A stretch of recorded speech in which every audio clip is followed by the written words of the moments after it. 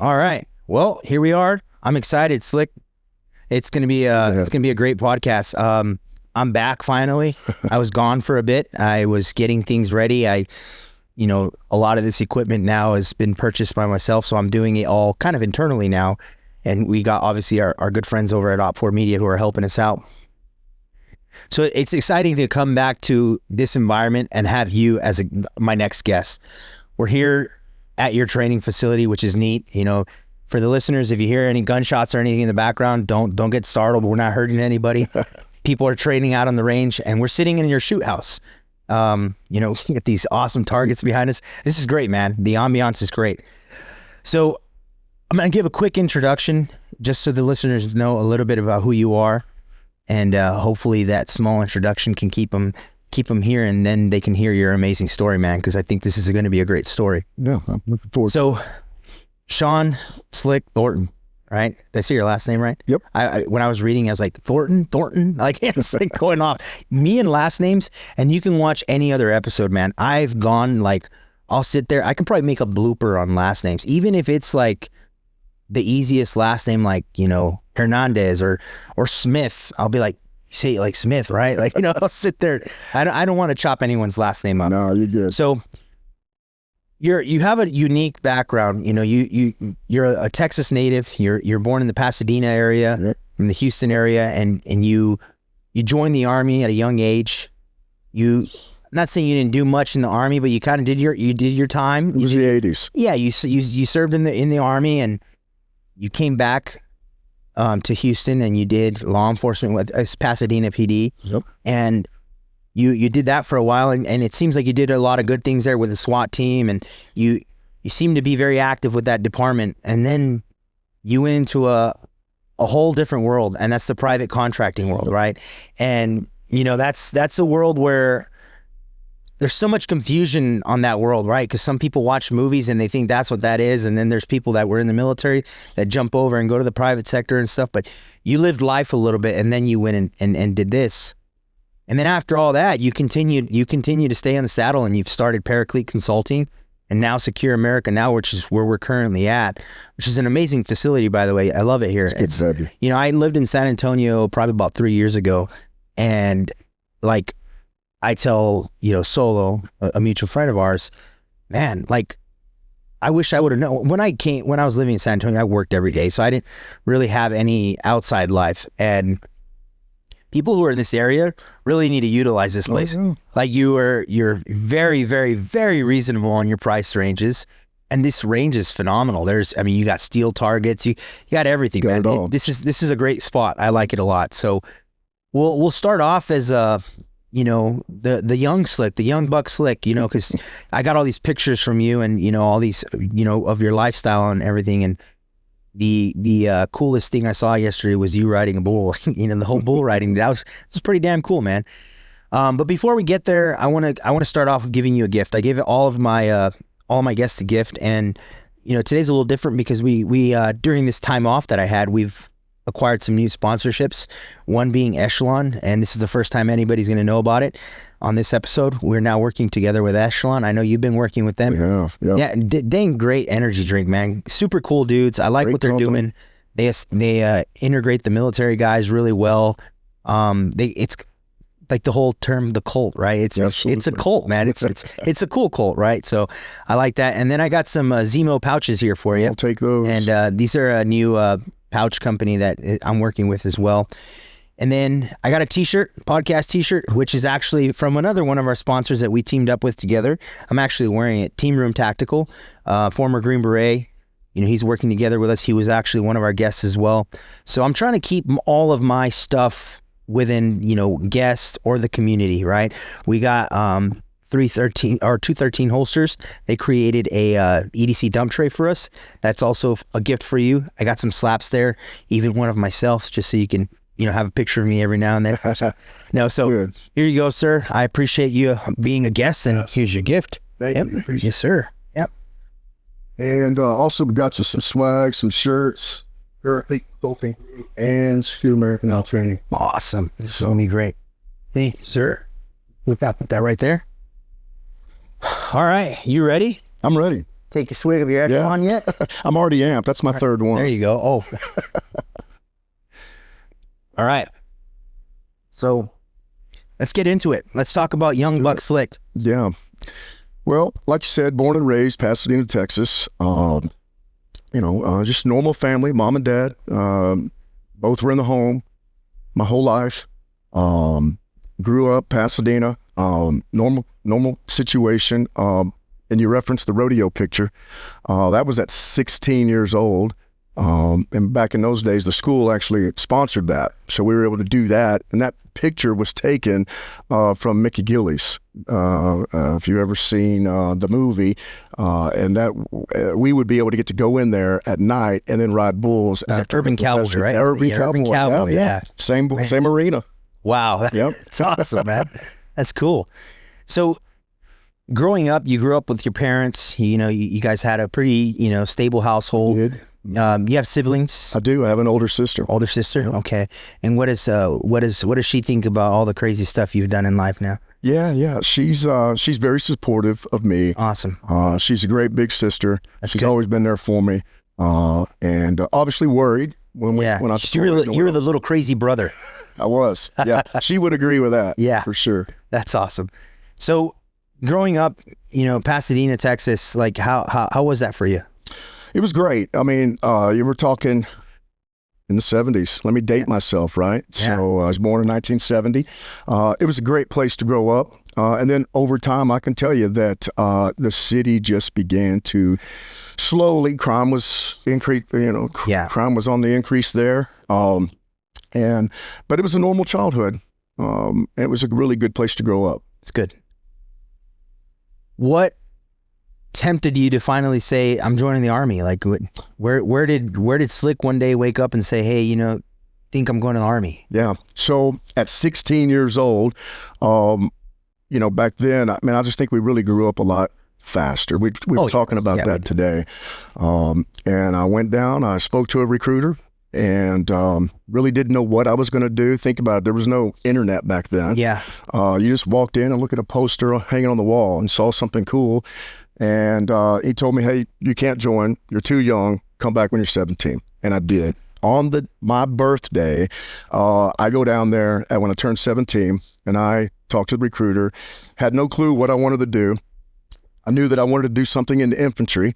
And he tells me, hey, man, we've got this other program, this other MOS, which is phenomenal. It's infantry, too. It's a Bravo. And you'll love it, but you get to blow stuff up. And so you're going to go be a 12 Bravo. And I said, great, sign me up. Had no idea what that was. Hadn't researched it, nothing.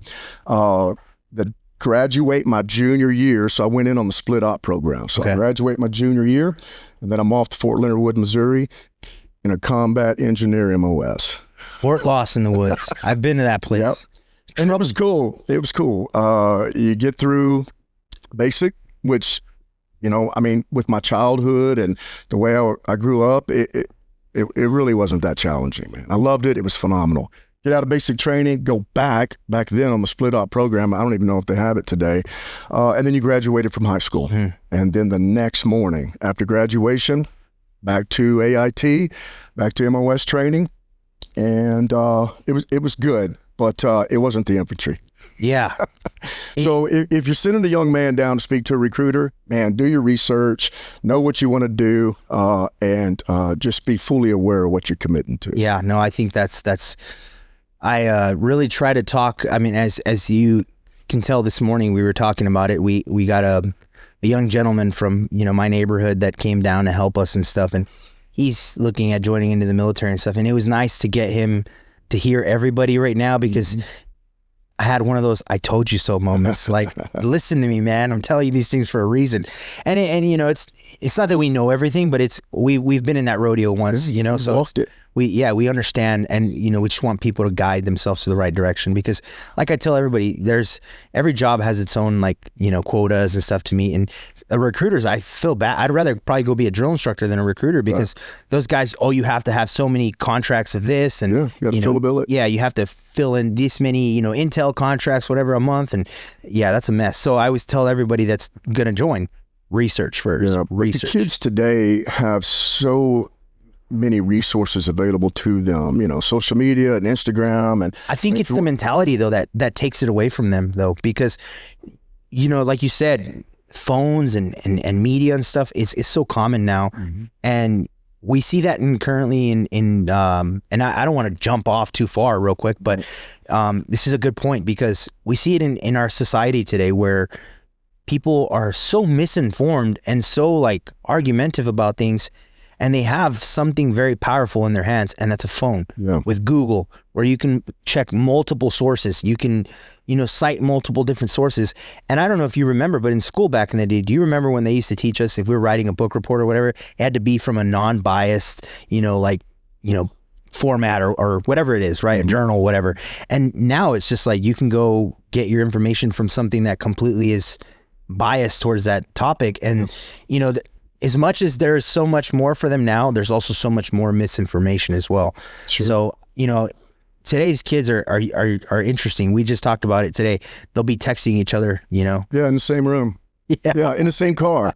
I'm like, my daughter's in the back seat. I'm like, your friend's back there. And y'all texting each other. You know what's crazy though is their awareness. Their spatial awareness is so awful nowadays. Yeah. I've done it to where I'll joke around, I'll throw something at them or whatever, and they're like, and I'm like, you didn't see that? And like, oh, I was on TikTok, Yeah, and just when you said that, I will tell you as dads, as fathers, man, it's our job, our responsibility to educate them, to train them, and to teach them about the situational awareness. Yep. And I've done that with my daughter, Caitlin, since she was a baby, right? Yep. Since she was 5 years old. And she's been shooting since she's 5. Yeah. But little games, you talk about that spatial awareness, little things that you can do is, hey, we're leaving HEB, we're walking out of the grocery store, just put the phones away. Just spend a moment and look around and see what's out there, and be aware of your surroundings. And so I always play those little mental games with my family and encourage them to do that, because we're not always going to be there. No, exactly. That's my thing, especially having girls and stuff. It's like where I feel like, oh man, what if I'm not there one day, and nobody touches the girls, so, so we'll reel back into there. Today's, we can go off on hours of what's going on today, but so, you do your Army thing, and how does that work out for you when you're Yeah, man, it was during the Reagan administration. Yeah. Again, I'm going to date myself. We're going way back. And it was 1987 when I went through basics. So 87 to 91, there's not much going on. Yeah. Like you said, served that time in the Guard. I get out of the Guard, and then I'm, kind of bouncing around a little bit. Like, what am I going to do, right? So just kind of navigated through that. Wasn't going to college at the time, and really didn't know what I wanted to do. But I've got 4 generations of law enforcement officers before me, right? Okay. So Irish family, come here, immigrated here from Ireland, and then all of the men in my family got into law enforcement. So there's really only 2 occupations, even to this day, military and law enforcement. So I started kicking that around a little bit, and then decided that I was going to pursue that, follow through that generational path. I actually applied with Houston Police Department, and with Pasadena at the same time. And so Pasadena called. Yeah. And so that's where it started. So what was, and I ask you this because obviously I did that myself. I did the military, then I went into law enforcement. What was it like when you went to the police academy? Like, it was great. Yeah. Yeah. And, and you'll start to see a trend here, Chris, but man, guys like us and even me, man, that obsessive compulsive nature, right? Yeah. Once I commit to do something, and you're going to see this trend over and over again, even when I leave law enforcement and go into these other chapters in my life, man, I was 100% committed, 100% committed to this.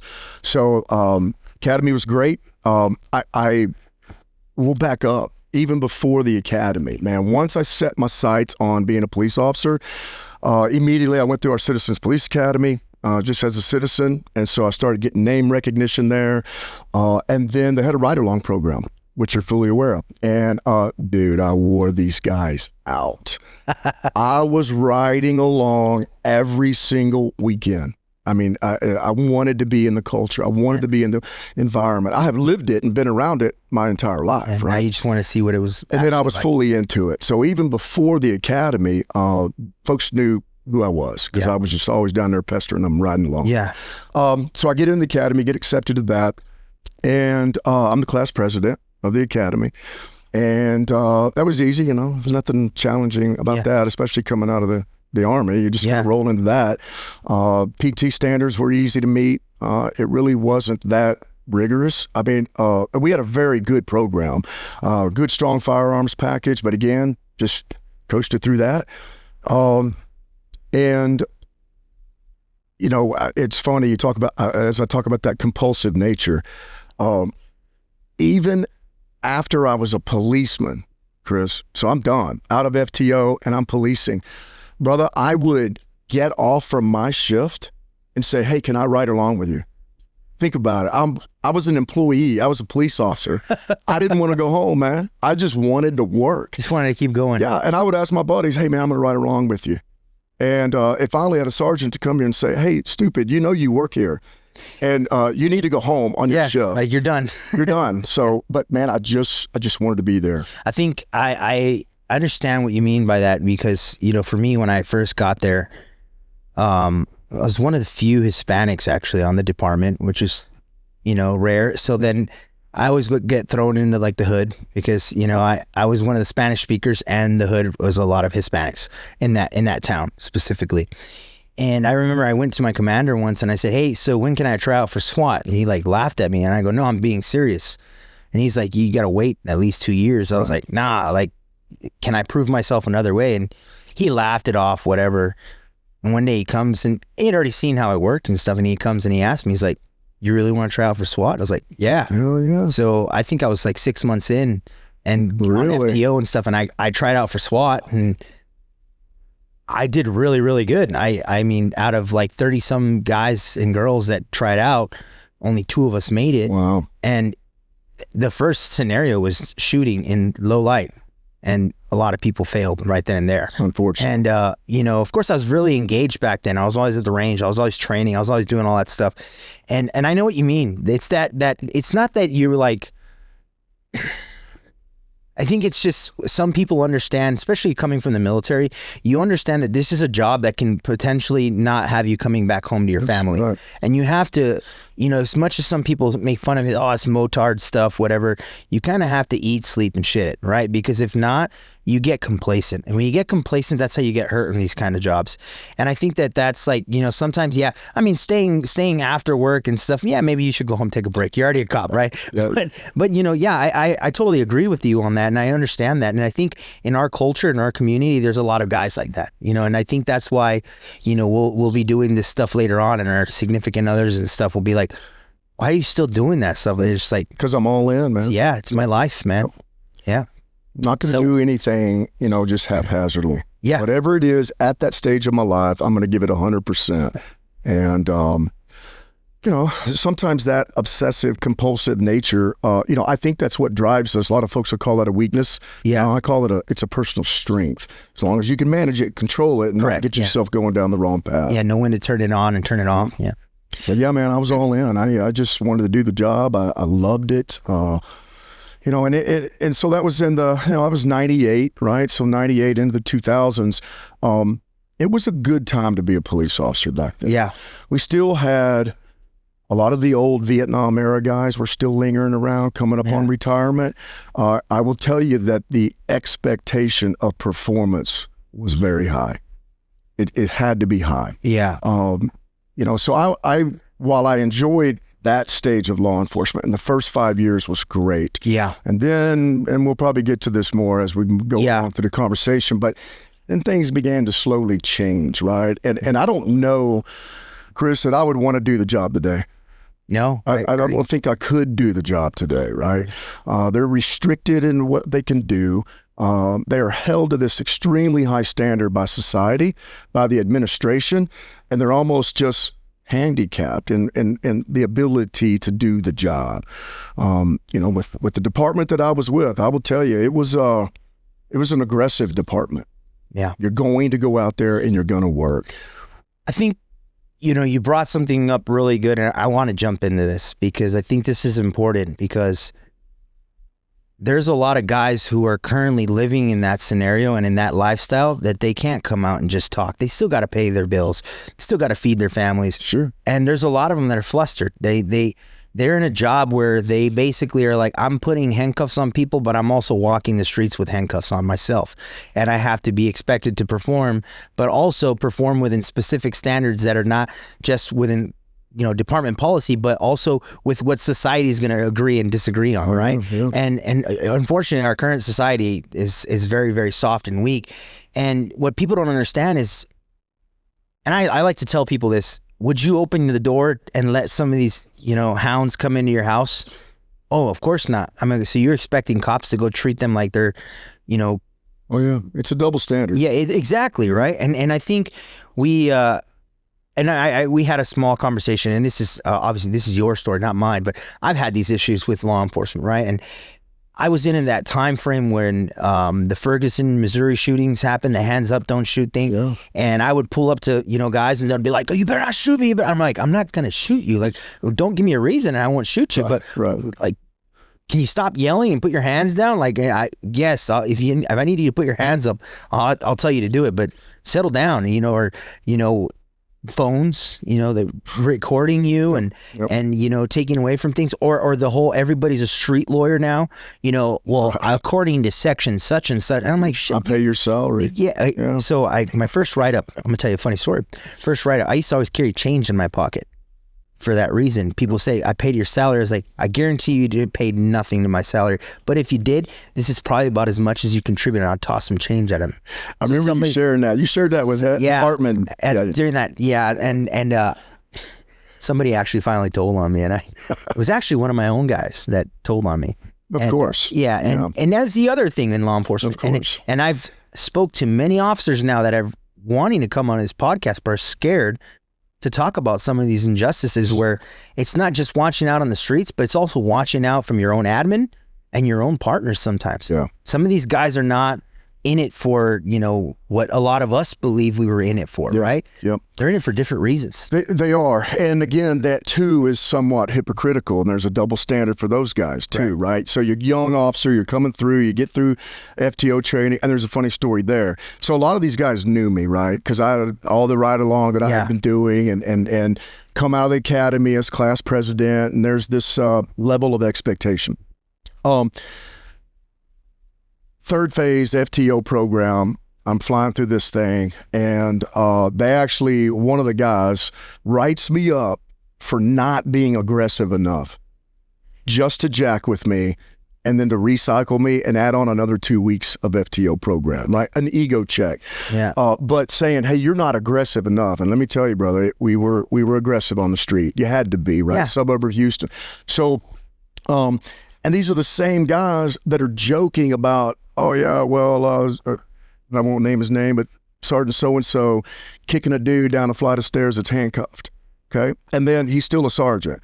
And then holding me to a higher standard on a IAD complaint because I didn't double lock the suspect's handcuffs and when I put him in the back of my car. Yeah.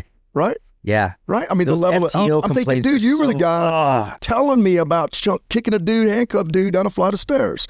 And you're going to write me up for that? There was a story, and actually I've never really told anybody this other than a close friend who was in the department with me, but I was on FTO, and at that time, I mean, I was a small dude. I mean, not small, but I was in good shape, took care of myself. PT standards were easy for me, right? And my FTO that time was excuse my language, a fat piece of shit. Yeah. He was fat. Yeah. The first thing we would do when we would get on shift is we would go straight to this Shipley's Donuts, go get donuts, and then after that, he would go sit there and milk it around by the school and talk to people and stuff. Park under the overpass. And I didn't like that. I was like, hey, let's go get in trouble, man. Like, come on, let's go. And one day there's a car, and I learned this actually from him. And I started to call these guys Main Street Warriors. They were never willing to go twiddle their thumbs in the hood or in places that needed community policing, but they would hang out on Main and go mess with a lady who's, you know, going too fast. Yep. And this situation, a car's going with its emergency lights on. It's getting it. It's going. And we start following it. And as we're following it, he's trying to pull it over and whatnot. We're calling, he's calling his everything out, and I'm looking at the bumper, and it's got a bumper sticker.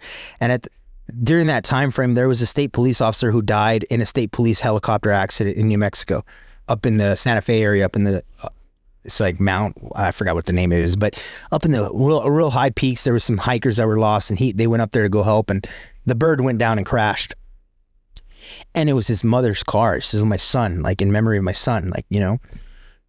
So, I mean, who knows? Could be a stolen car at this point, whatever. Sure. We pull it over. We pull into a Cracker Barrel.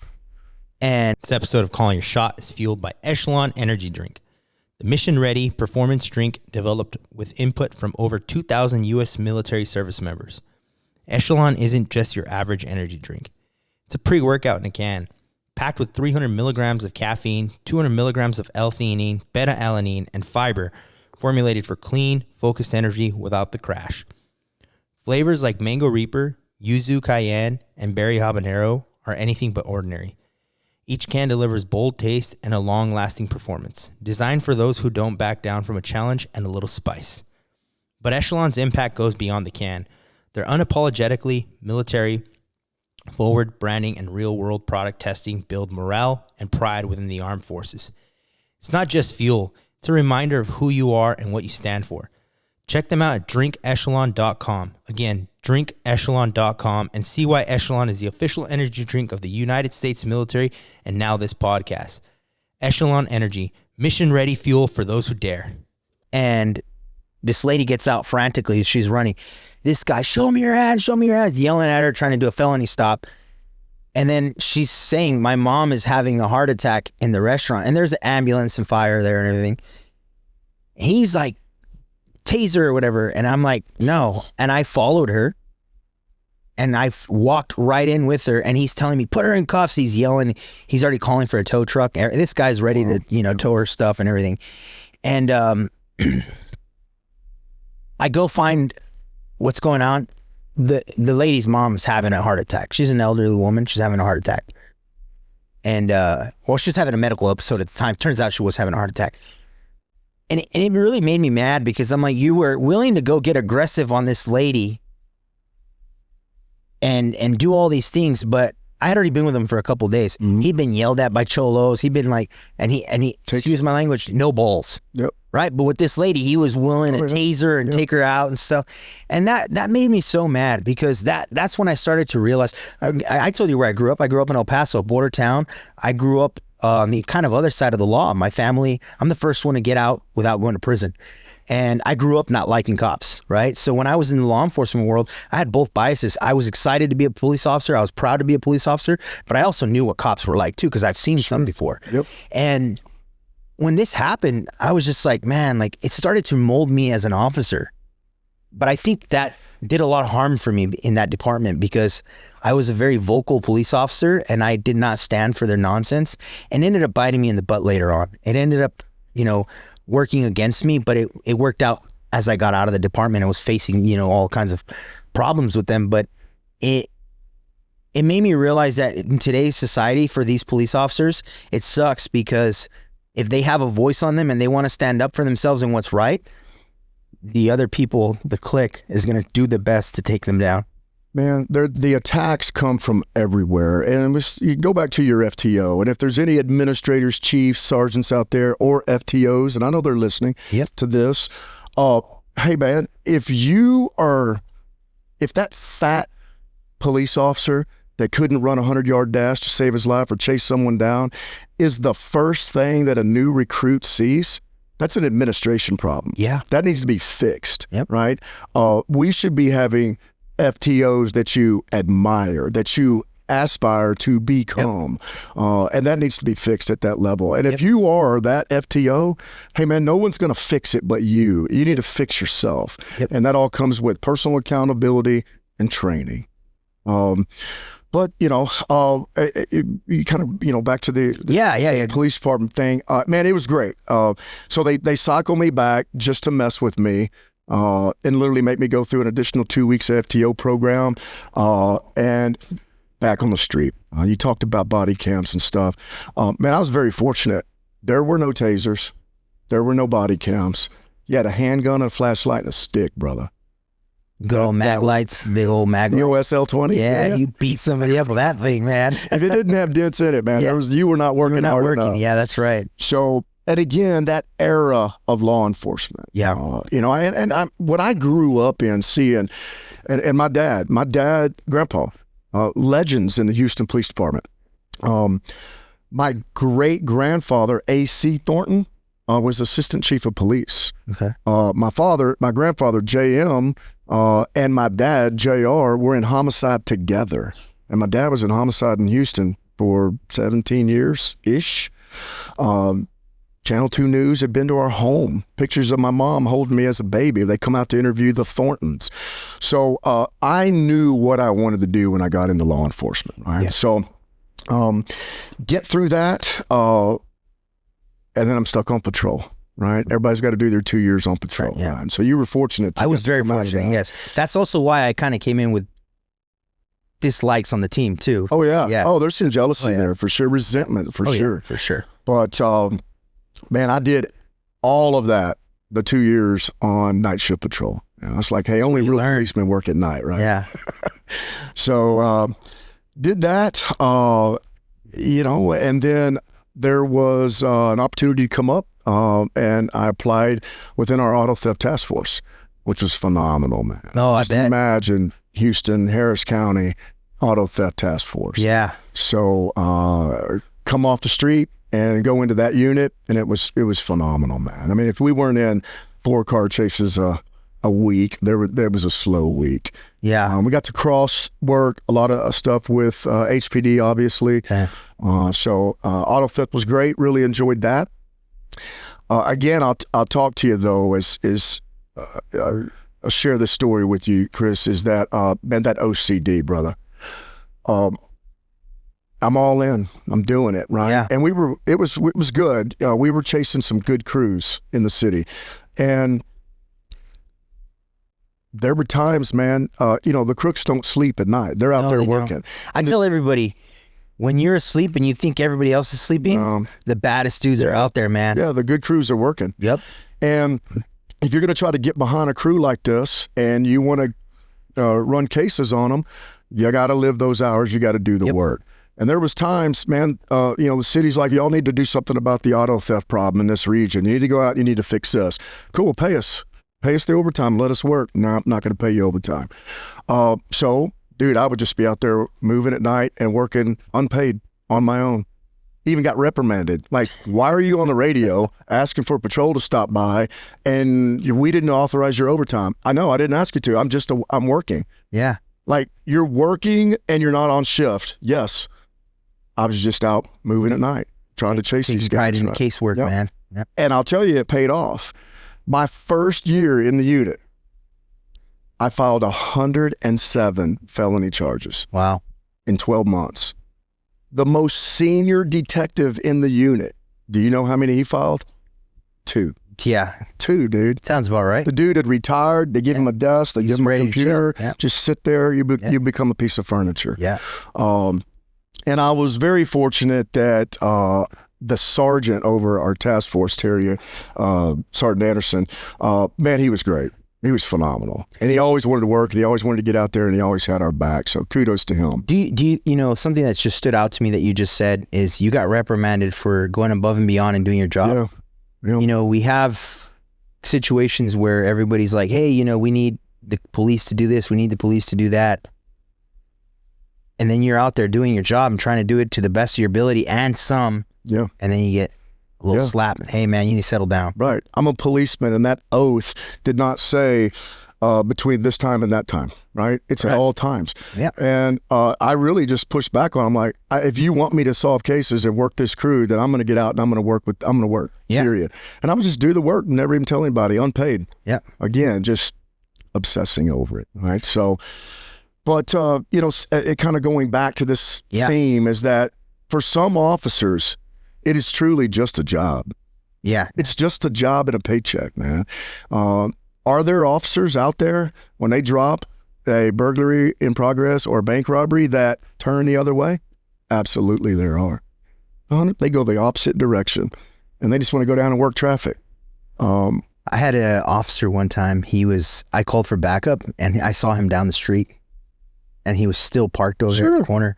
And, mind you, the guy was riding the Lightning, but I needed help because I needed to cuff him. And but I'm like looking, and I should have, and I didn't at that time because I was already kind of getting little things thrown at me here and there. But I wanted to get on the radio and call him out and be like, I see you down the street. Can you come over here and help me? Yeah. He didn't come till like other guys started showing up. And I don't think it was necessarily that he was, scared or anything. He just wanted to avoid work. And he'd become just lazy. The guy had been there for many years. Cool dude, man. But at the same time, I'm like, hey, like that situation can get real bad really quick, If I'm having, the guy took like 5 or 6 rides on the taser, which, for the civilian ones, they're like 30 seconds. Those were 5-second rides, they're shorter, but still, 5, 6 different cycles, you're really not getting the point if you take the Lightning that much. Cause I'm going to be honest, I'd rather get pepper sprayed than tased. Oh man. I hate taser. Like, I think like it takes my soul away. I think that's why I like Echelon. They're so spicy and stuff. I'm all right with that stuff. But when it comes to taser, I'm like, oh man. Dude, I've been tased about, I don't know, half a dozen times. I'd rather be tased. You know why? Because when it's over, it's over. But I think for some reason I do well with the burning. It goes away from me fast. Dude. I don't know, maybe it's growing up in El Paso and eating chili on every meal or something, but what the taser, when it's over, it's not over for me. It's like my soul left and I'm pissed off and I'm angry that I had to go through 5 seconds of that pain. Because the first time they're like, oh, this is a different technique, and they did the clips. Put one up here and one on my ankle. Took the full ride. I took the full ride and then followed by a drive stun. I looked at that instructor after that and I didn't look at him the same, man. He would get mad because I would make fun of him because he was in the Army and he knew I was a Marine. And he was like, you didn't look like a Marine when you were getting tased. I was like, nobody does. Fuck you, man. So yeah, it's awful stuff. But so you did the vehicle, the crimes, or the vehicle crimes unit. Yeah, auto theft. Auto theft, sorry. How did, after that, how does it start evolving for you? Yeah, so, while in auto theft too, tried out for SWAT, go to basic SWAT school. I was very fortunate at that time. Actually, HPD came and taught our SWAT school. Oh, nice. So it was good. It was excellent. Again, it wasn't physically challenging, just a smoke fest every day. Yeah. Heavy on the firearms package. That was a good thing about our department, was they were very proactive in the firearms and tactics training. And we were very fortunate. We had an indoor ballistic shoot house. We could use that anytime that we wanted to. The academy, our whole training compound was available to us. So, you had the opportunity to train, and that was the main emphasis. That's good. Keep training every single day. So I was very fortunate with that. Just the standard stuff, you come through, you're new on the team, you get on a perimeter team, right. Do your licks there, put your time in there. But our department, and especially the SWAT team, it was squared away. There was a good group of guys. But back to your FTO story. Yeah. One of the team leads, like, dude, you couldn't run a 50-yard dash to save your life, man. You are no longer setting the standard. No. You are no longer showing the new officers what you should be and what level of dedication that you're going to put into this thing. If you're going to be on SWAT, and you should be the tip of the spear, man. And again, you get into this unit as a new, a new officer coming in, and you think you have high expectations, and then you realize the same problems that existed on patrol, they exist here too. Yeah. And, it was very disheartening. I think that disheartening is a really good word, because same thing for me when I joined SWAT. I was still in the Marine Corps at the time. I was in the reserves now. Yep. And when I did the tests and stuff, everything seemed, not too hard for me. The PT was easy and stuff. And because you've been there before. Exactly. Yeah. And one of the parts for me was we did this crazy, dummy carry go over a berm, and then like 100-yard sprint. Yeah. And then there's this 308 laying out in the middle of the range, and you got like a maybe 200-300-yard shot. I don't remember. It's probably like 200. It was not that far, and it was in the tee box. They wanted it right there. You can't miss. And I mean, mind you, your adrenaline's running, it's pumping and everything, but people were failing at that. Even some of the team guys like missed the shot. Sure. And I went and I, thank God I knocked it out perfect. Every basic Marine can make that shot. With a 308, come on now. I just closed my eyes and pointed. It should hit. Yeah. And I saw that some of these guys were making that was like the gold standard and stuff like that. And I just didn't like that. There was one guy, and I'm not going to mention his name because I know he's still doing a lot of low-key work. And that guy used to work with a private company as well, one that in fact, you're very familiar with.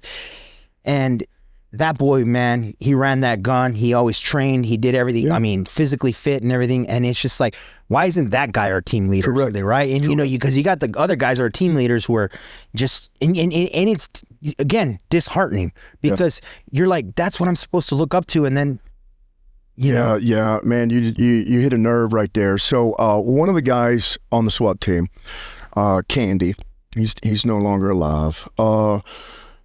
Marine Recon, freaking stud dude, comes out of them, obviously, bringing the military mindset, bringing that recon mentality.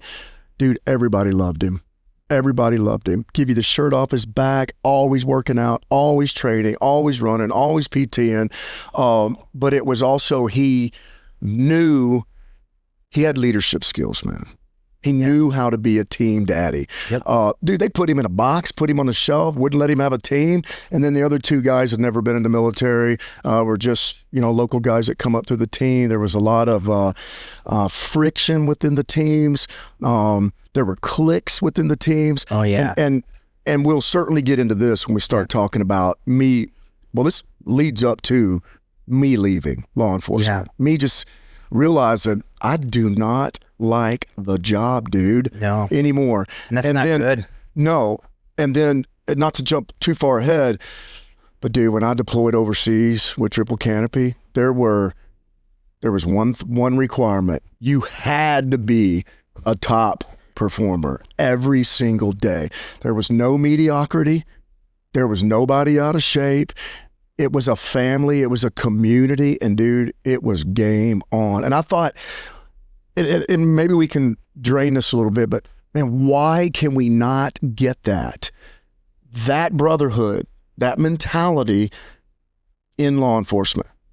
And what you're saying right now, Slick, it's very interesting because I was in a whole different state. I'm from Texas, but I was in another state doing law enforcement. It's the same thing, same culture there. And it's like, and I still say this to this day, the camaraderie that I had in the Marine Corps and private contracting is nothing like the camaraderie in law enforcement. No, I have one really, really close friend from my old department. There's still a couple that I talk to are good dudes, but one guy that I can truly say he was my brother, because he was there when I really needed him the most. But the rest, man, I would, at this point, I wouldn't even give them the shirt off my just back memories. They're just awful dudes, man. How about this, Chris? Out of all the officers that you knew over all those years, other than this one you just mentioned, how many keep in touch with you? None. There was 0. There was 3 that went and checked on me when all that stuff was going on with me. And one of them was my SWAT commander. And to this day, he was always a nice guy to me and stuff. And even when I left the department, came and gave me my pin. Yeah. Told me like, that's yours, I've got one. He checks in every 2 or 3 years, right? That's it. There's not a week that goes by that I do not speak with my brothers from Triple Canopy. All the guys that I worked with overseas, whether that's on social media or whatever, we are still in touch. Right. And so it's that brotherhood, that mentality, that culture and environment. We've got to get that into law enforcement. Oh, I agree. I'll give you a good example. Think about this. Firefighters. Okay. When was the last time you saw a firefighter get a DWI, get arrested for beating up his old lady? When was the last time you saw a fat firefighter? It's usually the ones that are an admin now that are they'll be like hey, this guy doesn't work anymore, knees are blowing out and stuff like that. But even in the firehouse, the old timer that's been there 30 years, usually pretty damn good shape. Check it out. Look into their culture. They live together. Yep. They bunk together, sometimes two in a bunk. Two of my firefighter buddies out there, right? Dude, they will pull up at our HEB here in town with 4 fire trucks, and they'll bring out 8 shopping carts. You know why? Because they're going to go home. They're going to cook together. Yep. They're going to watch TV. They live together. They literally... It's a true brotherhood. The culture, man. Yep. I agree with that. I make fun of firefighters all the time, like hose draggers. They're easy targets. And one time they actually, and it reminded me, you know, the relationship I had with them. One time I was driving my unit, and the fire station was right next to the police station. Yep. I'm driving my unit, and people are taking pictures, and I'm like, and as I'm pulling next, like close to people, they're like laughing and kind of like, I'm like, what's going on? You know, what's going on here? You got your lights on.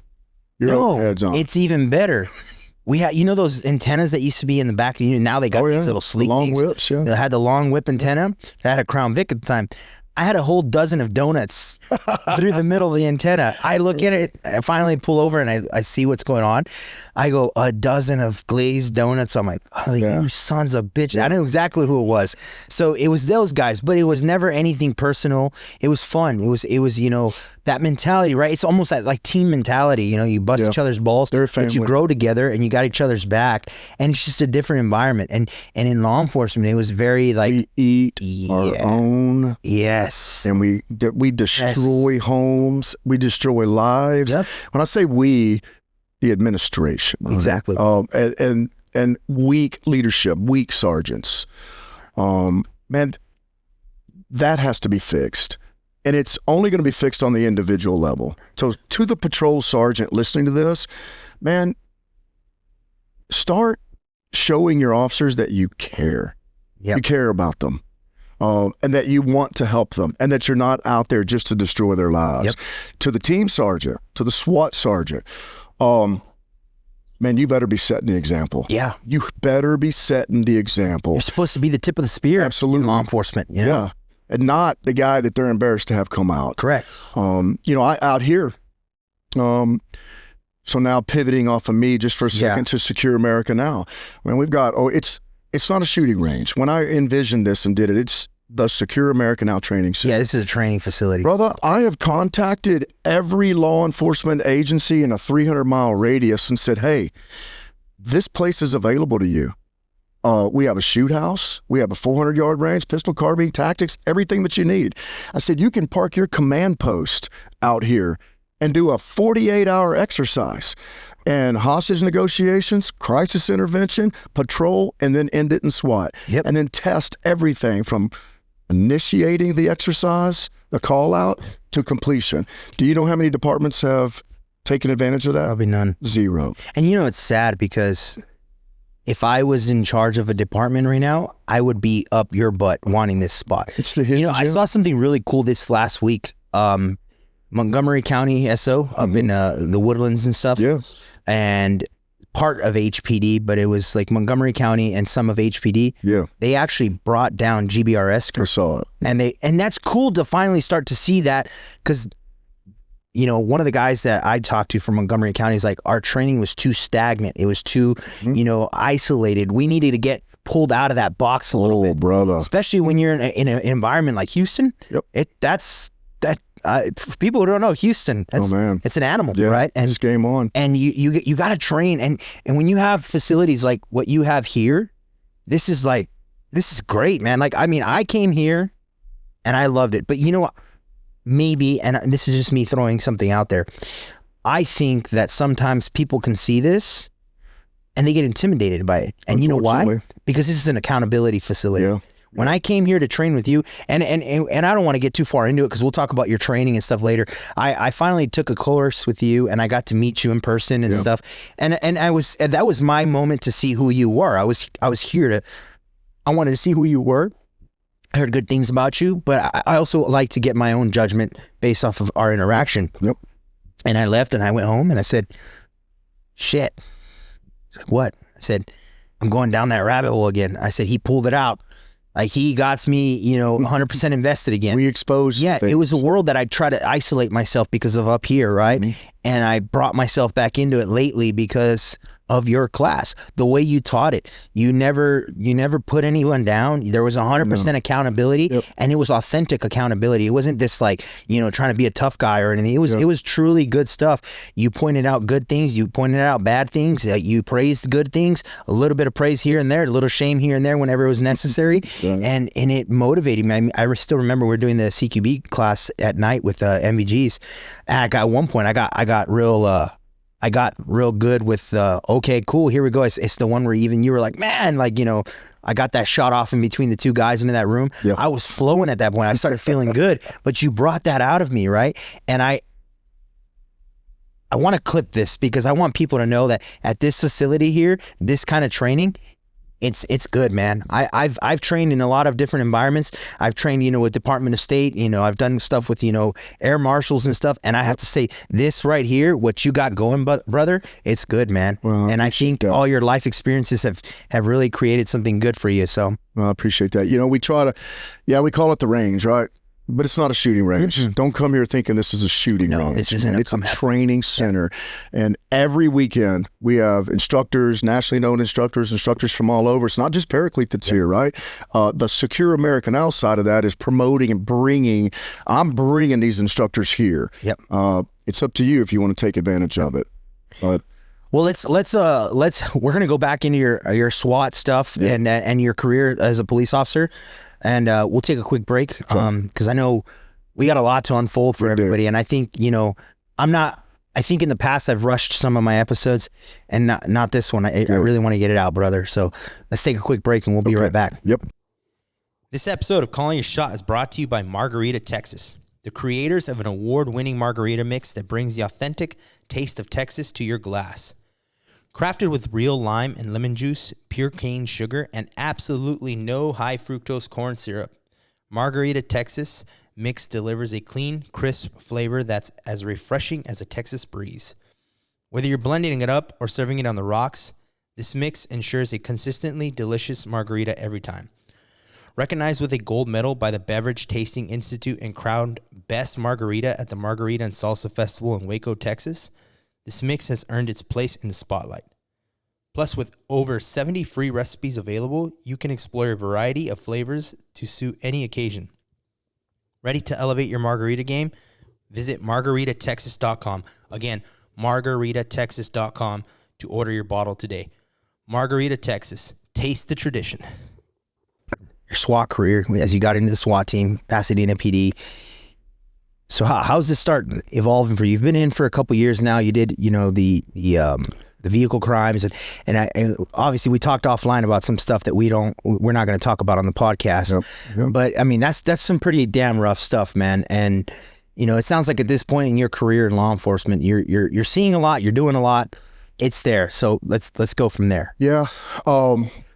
You know, I bounced around, like I said. Auto theft was great. Auto theft task force was good. We did some crosswork support with the Gulf Coast Violent Offenders Task Force, and that was great. So just no working cases, just chasing people every day, man. So that was great. And my old sergeant that was over auto theft came out of that unit, so I got some exposure there. It was phenomenal, man. So many good memories. They're just all kind of, you're pulling them out now.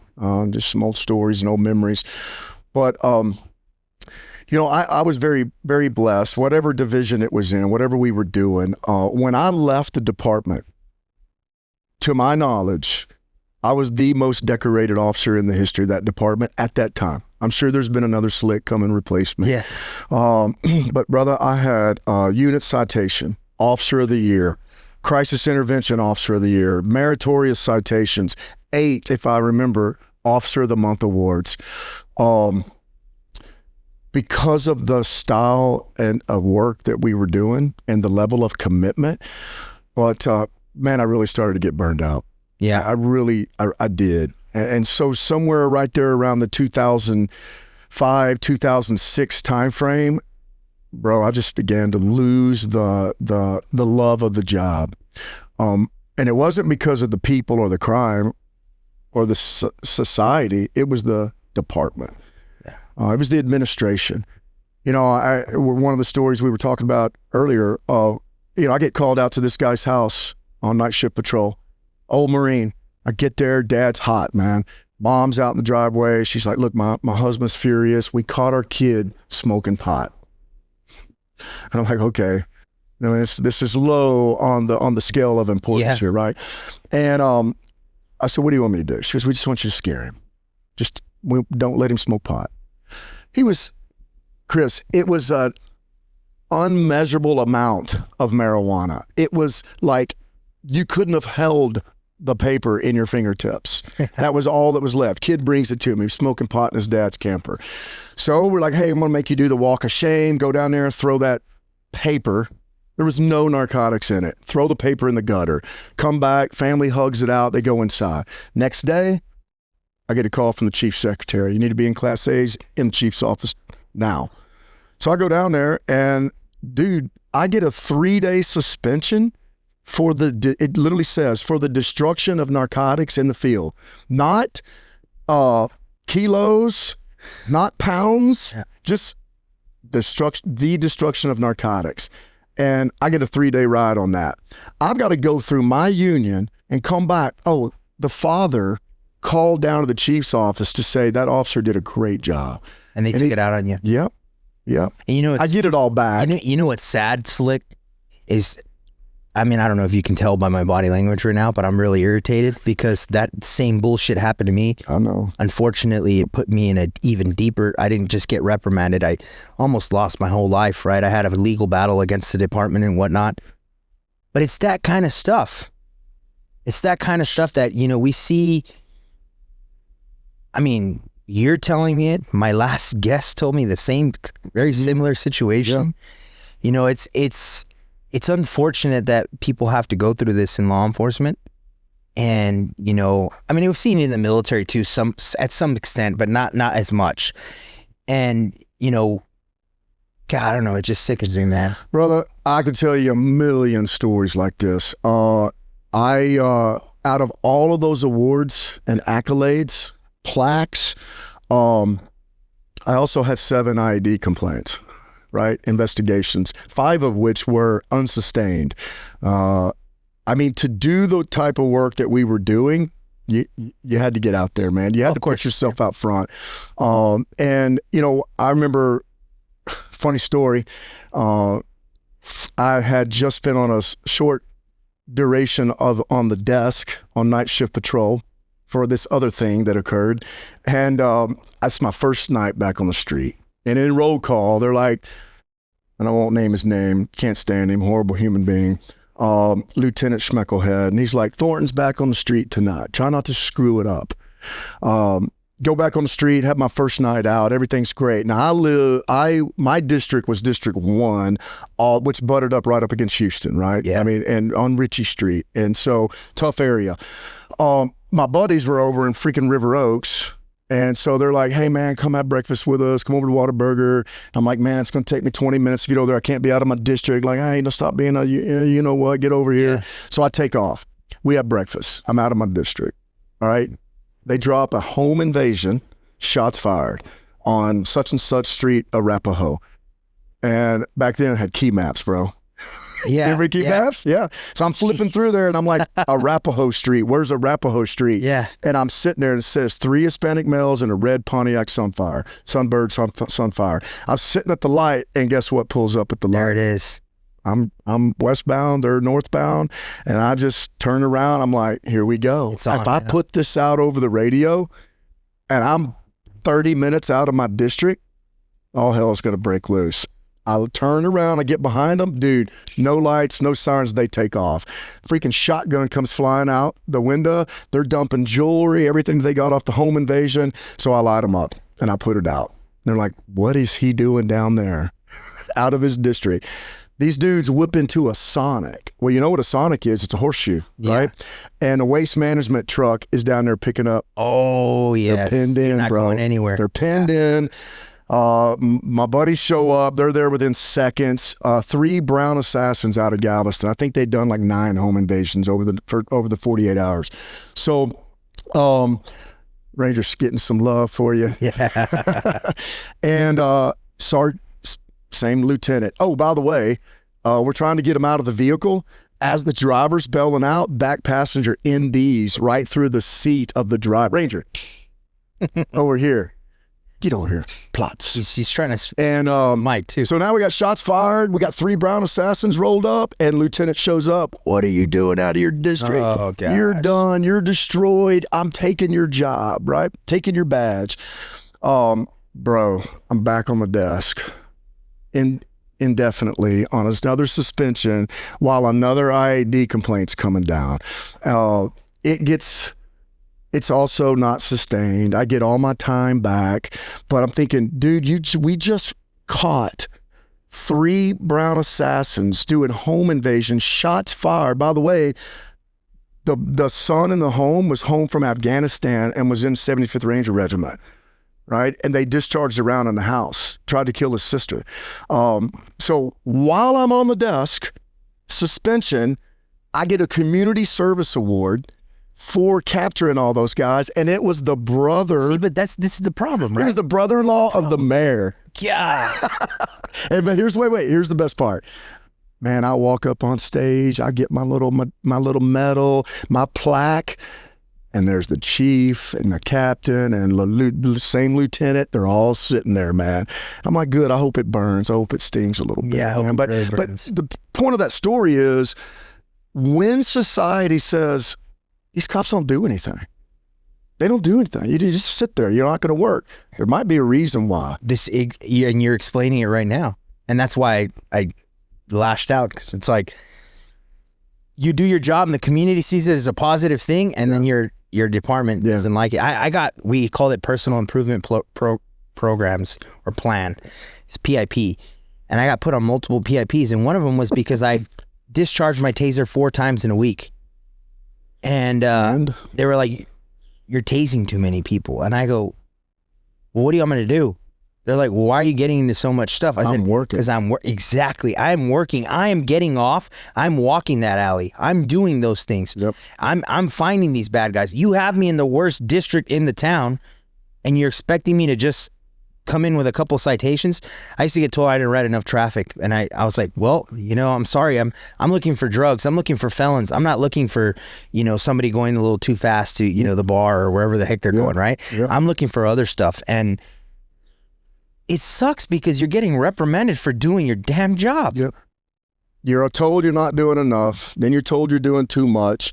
So, I try not to judge. And look, towards the end of my career, law enforcement career, I just realized, out of self-preservation, I'm just going to park, man. I'm just going to go where they send me and nothing more. Yeah. And a lot of officers are there right now because they don't want to run the risk of putting themselves at risk. Yeah. So, I can sympathize with some of them, but man, hey, you're the one that signed on. You're the one wearing the badge. You still got to do the job. Yep. So, yeah, man, the zeal, the enthusiasm, it just began to, I just was looking for something else. So at that point, do you just start thinking, this is it? Yeah. And it was pretty weird, man. So, Katrina rolls in, hits New Orleans, right? Yeah. And, so I was so sick of being there. I said, hey, I'm taking 2 weeks off, and I head down to New Orleans, and I was doing some contracting down there, right? I mean, I was in downtown Jefferson Parish, New Orleans area 3 days after landfall. And brother, it was ground zero, man. I mean, I never had seen a city declare martial law, and crime was just rampant. It was. I heard some horror stories of the dome that they had there. Yeah. Hey, I'm standing in, I forget the name of it, Lafreniere Park, if I'm not mistaken, Jefferson Parish, Louisiana, if I got that right. And we're getting our safety brief. And I was attached to the Corps of Engineers. So we had to literally pull security on the Corps of Engineers so they could go out to work on the dams and try to restore that. We're getting our safety brief. Here comes a car chase right through the park. Dudes bail out. Sheriff's deputy, smoke, oh boy. They come over and said, hey, can y'all put a tarp over this body? We don't have a medical examiner. We don't have any of the facilities or the resources to come out here and pick this guy up. Nobody came to investigate it. Nobody came out there to recover the body for a couple of days. Wow. I mean, it was ground zero. I think this is funny that we're talking about a quite chase, ironic. And but it was down there, man, that a recruiter was at the same area. And he's like, hey, man, we got this thing, and I work for this company. Probably never heard of us before. This episode of Calling Your Shot is brought to you by Zemo Pouches, a bold, tobacco-free nicotine pouch that delivers flavor, comfort, and independence from big tobacco. Crafted with a unique water-free, semi-dry formula, Zemo Pouches offer a steady release of nicotine and long-lasting taste. Made with soft, non-woven cotton imported from the UK, these slim pouches are gentle on the gums and built for all-day comfort. Zemo doesn't cut corners when it comes to flavor. Whether it's blueberry, grape, or wintergreen, every pouch packs a punch, thanks to high-quality ingredients sourced from their top-tier UK suppliers. Plus, each pouch uses pharmaceutical-grade nicotine, so you know you're getting premium quality with every pull. Zemo is proudly independent, no corporate giants, just a mission to give you a smarter, better option. Explore all of their flavors and strengths at ZemoPouches.com. Again, ZemoPouches.com. Zemo Pouches, flavorful, comfortable, and independent. But we're down here, we're working, and we're recruiting, and our company's called Blackwater. And I said, never heard of you, man. What do y'all do? Yeah. And he says, man, we got this thing, we got contracts, and we're looking for guys like you. So I go home, I look them up, and realize what they had and quickly learn. I applied with them, tried to get in their training pipeline while I'm still at the police department. Yeah. And then I through my study of this, I realized there's another company doing the same thing called Triple Canopy. And so I applied with those guys, and I get picked up, and I get a date to show up for selection, and you get a date for tryouts. And dude, it was like, I just knew this, the switch was flipped, and it was time to move on. And I actually go to the department, and I walk up to the chief, and I said, hey, man, can I get a 1-year leave of absence? No. I said, we're in the middle of a war, and I'd like to deploy and go overseas and work. And by the way, you have 3 other officers that have just done this, and they're over with DynCorp. Why can I not go? No, we can't afford. There's 3 guys gone. I said, all right. I go home, I talk to my girl, my wife now. I said, hey, I'm done. And I really think I'm just going to walk away. And I have a phenomenal wife, still married today, and she backed me 22 deployments to the Middle East. And she said, go for it, man. And so I went for it. I go back to the chiefs, and I said, I'm resigning. I'm resigning in good faith. I want a letter that states I'm eligible for rehire. And they said, yep, no problem. And Chris, I walked upstairs to the CID. I grabbed a cardboard box, all the plaques, all the medals, all the pins, put them in a box, drove around to the back and threw them in a dumpster. Right there, right behind the chief's office on CCTV, and said, I'm done with it. Clean break, and just chunked it in a box. I have nothing to show for it. Wow. Dumped it. But I needed a clean break, man. It was almost like a cleansing, just a reset button. I'm going to hit that reset button, and then I'm moving on. And the day I showed up at Triple Canopy for selection, I thought, if only SWAT, if only the law enforcement had been like this. I'm back home. And dude, I spent the next 8 years on that program. Wow. And so you started off with Triple Canopy first. I did. Yep. Yeah. What was it like jumping into that world? Now you got rid of the law enforcement world. You're seeking something that's going to be a little bit more mesmerizing from the hell that you're dealing with law enforcement. Yep.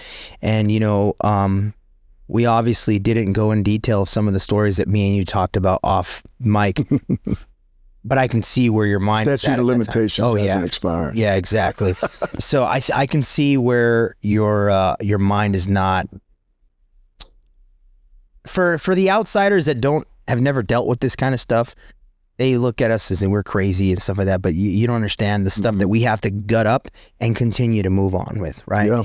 And especially when it deals with children, right? And I think your mind was definitely not where it needed to be. It was overwhelmed with, one, the job, and two, the overwhelm of the nonsense that you had to deal with your department, with your admin and stuff. So when you finally get with Triple C, what was that like? Bro, it was everything I had been missing, man. Yeah. It was truly everything that I thought law enforcement was going to be. The difference is everybody there was equal and everybody was trying out for a job. Basically, it was an 8-week SWAT tryout. I mean, if you think about it, right? And so you had to perform, dude.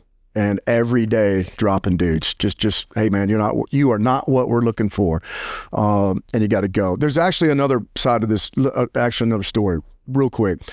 I get an invitation from Triple Canopy. It says, hey man, we got this thing. It's top secret. We can't tell you about it. We'd like for you to come and try out for it. So I go there, I try out.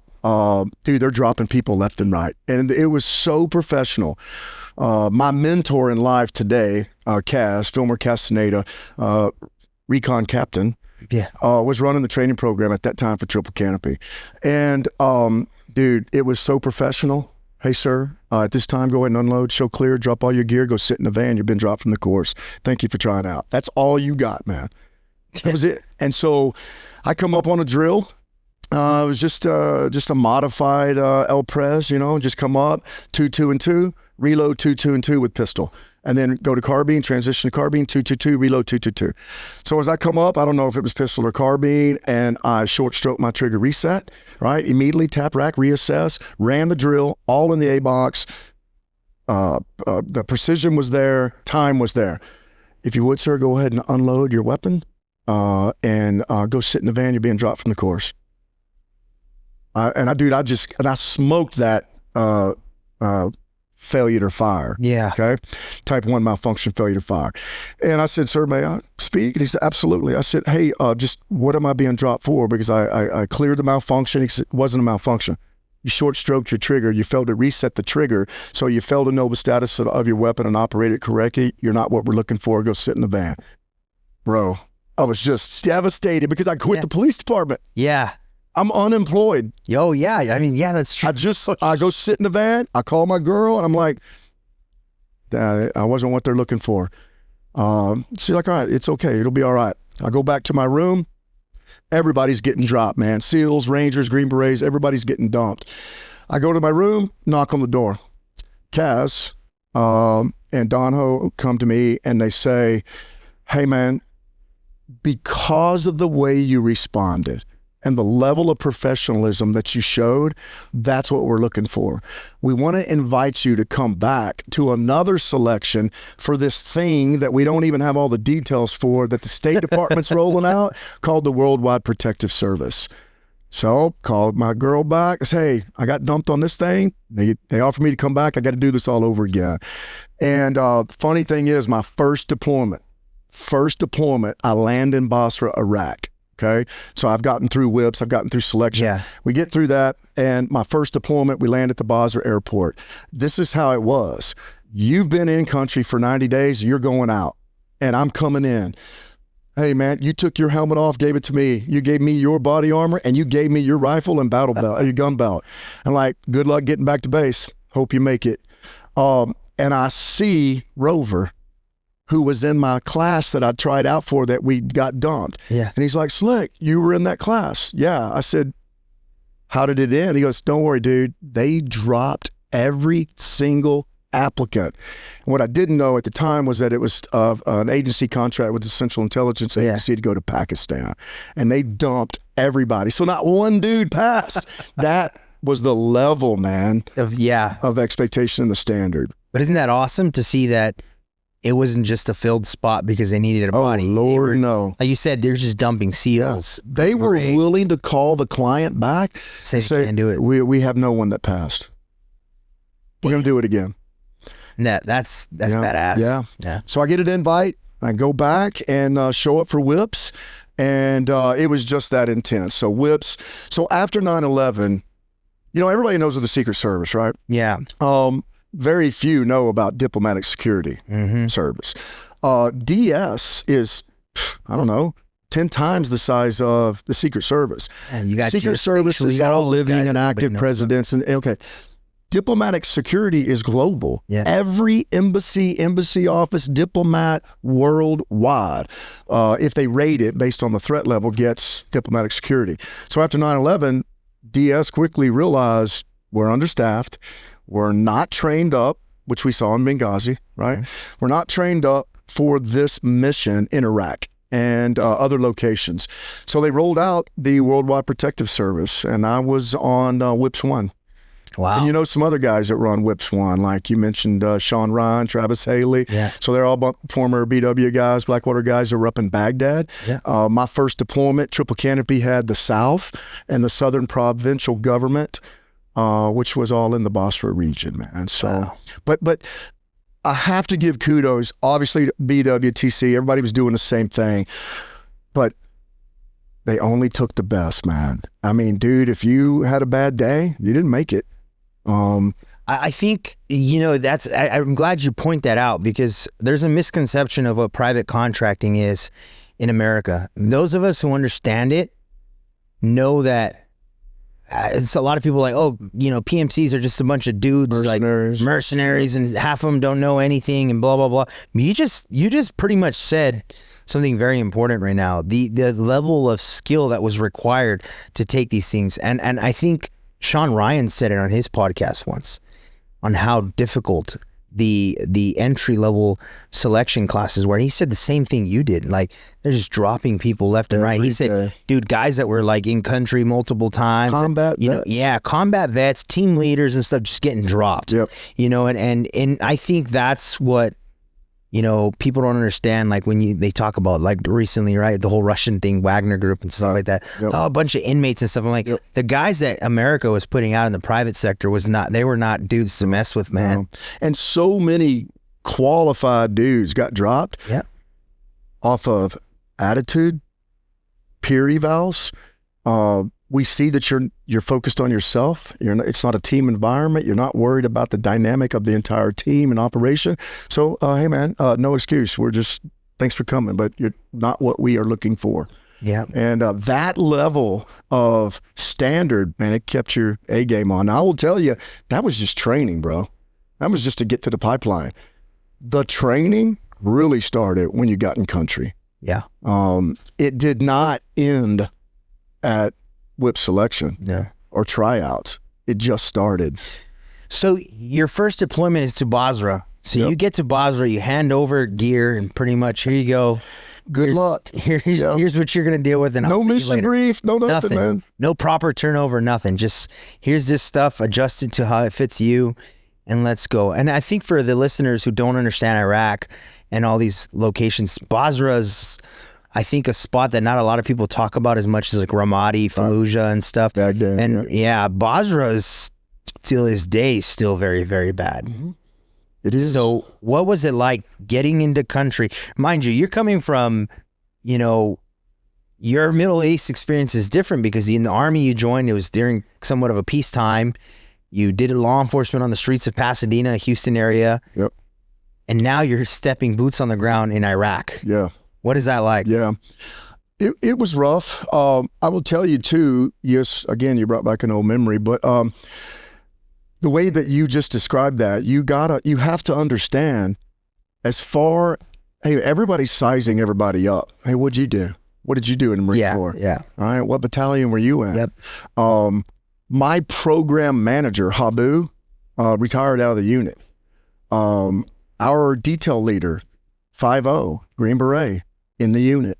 Dude, I was working for unit dudes, man. So you have to know the level of... Can you explain the units, I mean, to a certain extent, so the listeners can understand? Yeah. So the unit, just another code name, right, for Delta, so Delta Force. And so my 3 PMs, program managers, so that would have been in Basra, and then 2 in Israel, both retired and were legend commandos from Delta, from the unit. Dude, to retire in the unit and to get to that level, it did not get any less just because they were in Basra, Iraq on a WIPS project. The standard and expectation was so high. again, going back to training, everything's about training. And I just want to keep putting this out, which is why this place is here. But if you were not on a mission every day, you had to, every team had to train twice daily. So on your day off, no missions today, right? Gunning. If you were not on a mission or you were not on QRF standby or base defense, you had to be training twice a day. So there was no laying around in your hooch. There was no, watching TV. You were out working. And twice weekly, you had to shoot firearms. To include 203 grenade launcher, the belt feds, crew serve, everything. You had to be familiar with all of that. And then medical had to be a training course twice weekly as well. And man, we were over there self-IVing, going needle decompressions, everything that you could do for that medical training or for that operation. It was every single day. So if you weren't on mission, you had to be training. And then if you're out working, you're working. Again, anybody that was weak, man, anybody that didn't get it, they were out. You were still having to perform every single day in country and showcase to everyone that you had a right to be there. And that was just the level of expectation that we put on ourselves. The difference between Basra and Baghdad was in the green zone, brother. Big army was there. The agency was there. Marines, everybody was there, right? And they had outgoing battery, right? So they could, they had radar and incoming fire radar systems to warn you that mortars and rockets were inbound. Bro, we had nothing. There was no big army in Basra. The Brits took Basra. So the U.S. gets Baghdad, Fallujah, all of that to create everything. The Brits got Basra, and they pretty much took Basra without a round fired. Okay, so they moved in at the time and seized Uday and Hussein's palace on the Shat River, pretty much on the Iraq-Iran border. So State Department had to set up a regional embassy office there, sister embassy, if you would, to Baghdad. And they did it right there at the Basra Palace. And that's where we were at. That's where we were assigned. So every day, man, 5-6 missions a day. Guys are going out, taking diplomats here or there. And it started off for the first year. It was good. Occasional mortar flyover, occasional rocket here in IED out in town. It wasn't bad, man. And it was phenomenal, dude. It was just the camaraderie and the brotherhood was there. And then we lost 4 guys on Green 19, right? Which was just a cloverleaf roundabout on a mission.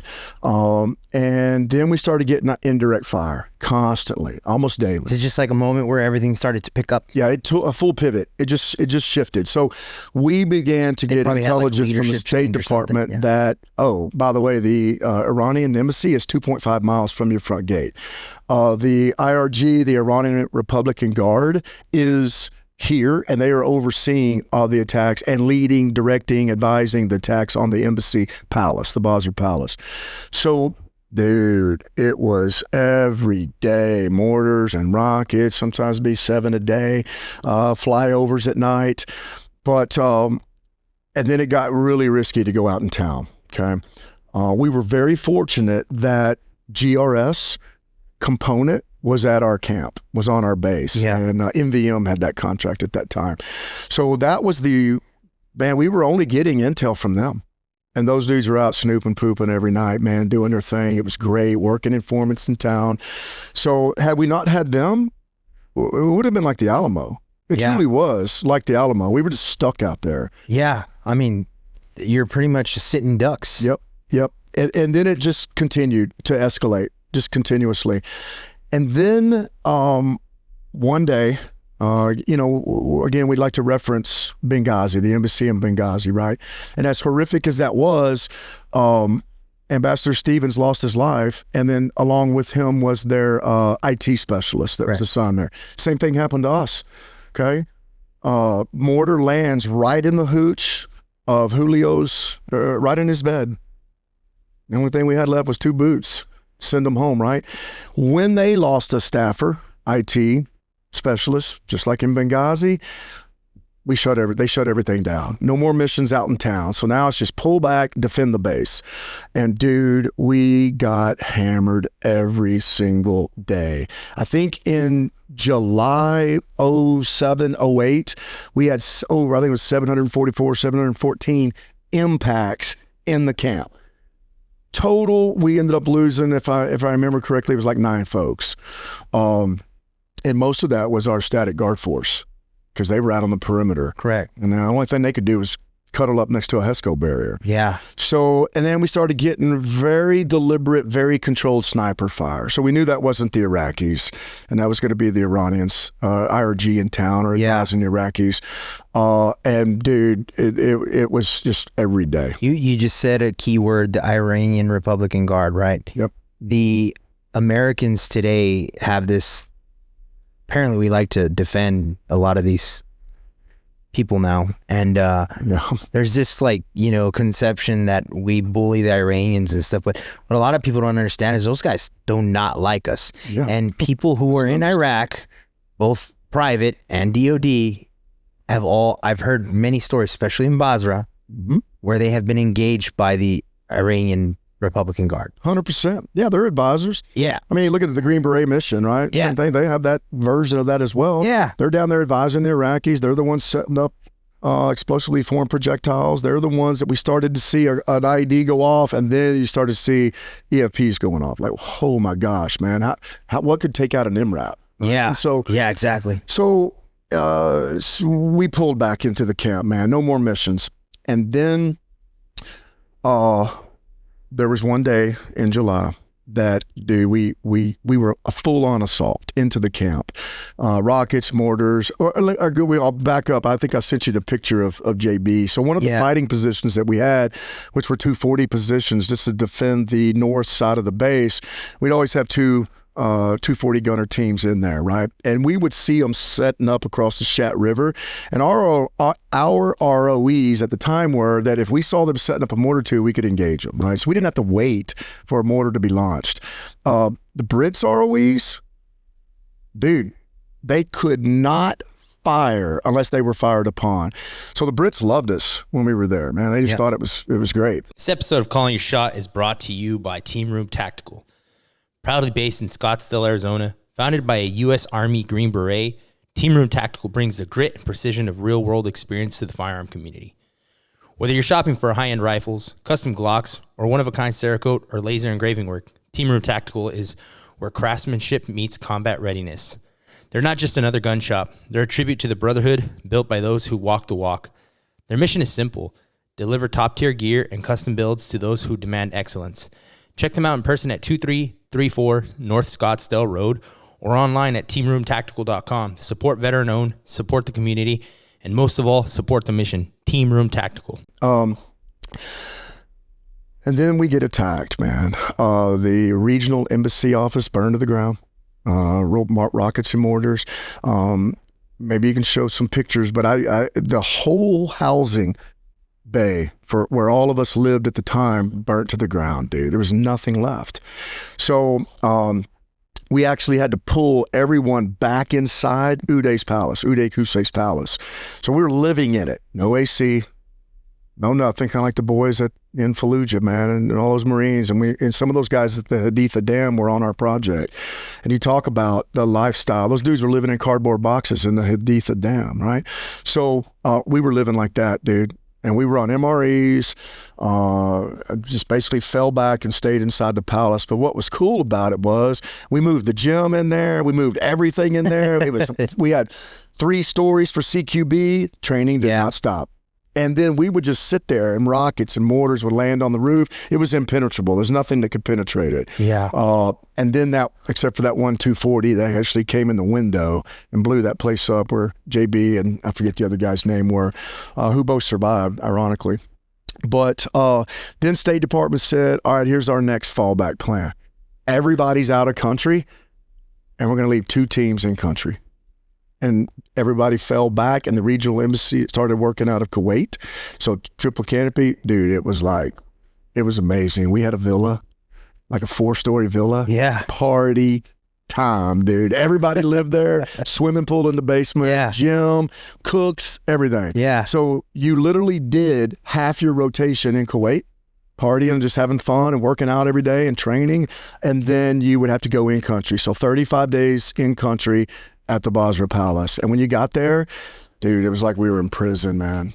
There was just no missions. Go from the village everything's to burned that. to the ground. You couldn't leave. We had like 2 showers set up that hadn't been bombed yet. So at night, we would run across the base, jump in there maybe twice a week, and then catch a quick shower and then run back to the palace. We lost our water purification system that was blown up, burned up. Dude, it was rough. So you mentioned a story where I don't know if this was in Basra, and if it's not, we can get to it later. But you had mentioned where there was a situation where you had a guy on the phone just nonstop. Was this Basra? Yeah. Yep. Same day. Yeah. So, I think for listeners who don't understand rules of engagement and stuff like that, this is an interesting one because you know what he's doing on that phone. Yep. And I know for a lot of guys that were in certain units and stuff like that, rules of engagement were harsh, especially like you say, the Brits. So now you see a guy on a phone calling in, you know what he's doing. Yep. And in some situations, not allowed to do anything to him. Yeah.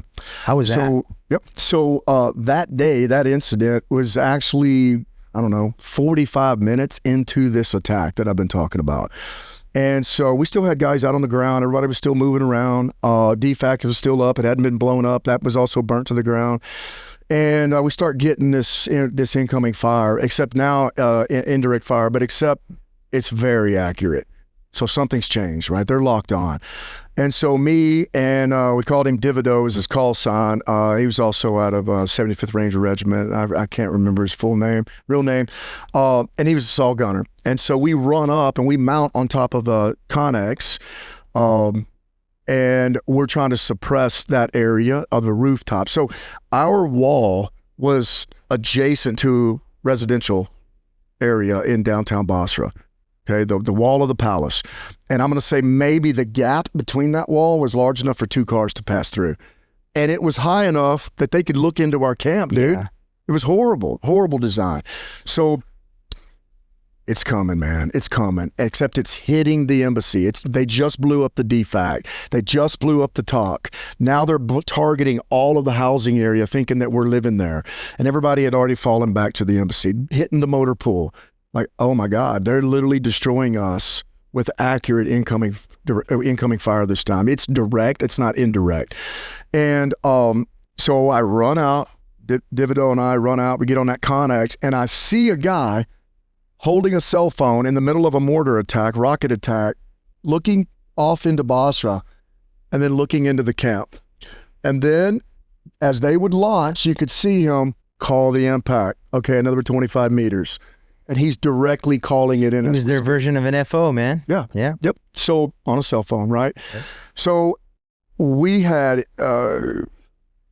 truly the best RSO, regional security officer I've ever worked with, and I've had some bad ones.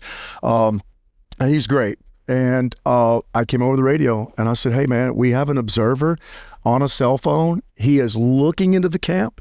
He's looking back into Basra, and he's tracking every mortar. Are we clear to engage this guy? Is he armed? No, he has a cell phone. But their accurate fire is going to cease if we can neutralize this threat.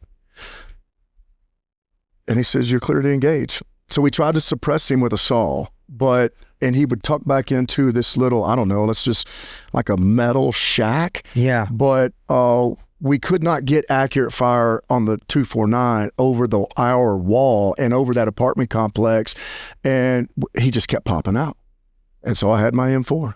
And again, I came over the net and said, hey, are we clear to engage? Just confirming. Yes. I said, he is unarmed. Yes. Clear to engage. One shot. And I'd say it was less than 80 yards. Dropped him. And then immediately after that, the mortars continued, but there was a pause. Sporadic. Well, at first there was a hard pause, so we knew, okay, Lost their line. that's a justified. Yeah. It's a justified engagement. Yeah. But bro, it just carried on for hours and hours, and that's when everything was just pretty much 50% of the infrastructure in the base. The regional embassy office was destroyed. You lost a couple guys in there that day. Not that day. Not that No, day? ironically, man. Just throughout the time. Yeah, you were there. yeah.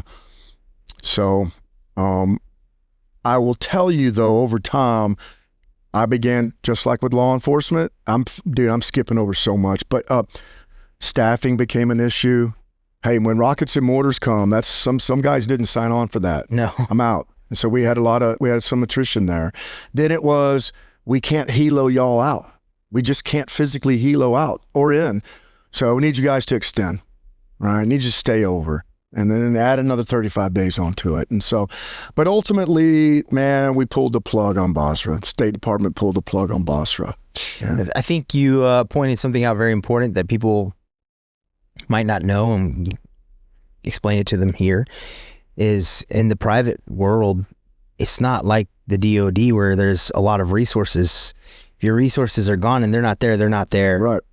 And I mean, Benghazi was a prime example of trying to get DOD resources and stuff. And it was, I mean, we can go in a whole, Yep. Spiel about that, but those resources are not going to be there. Like, for example, certain like infantry units calling in for help and stuff. So I think that's another thing too, that probably sits in your mind. I'm sure, like, man, I'm kind of out here alone.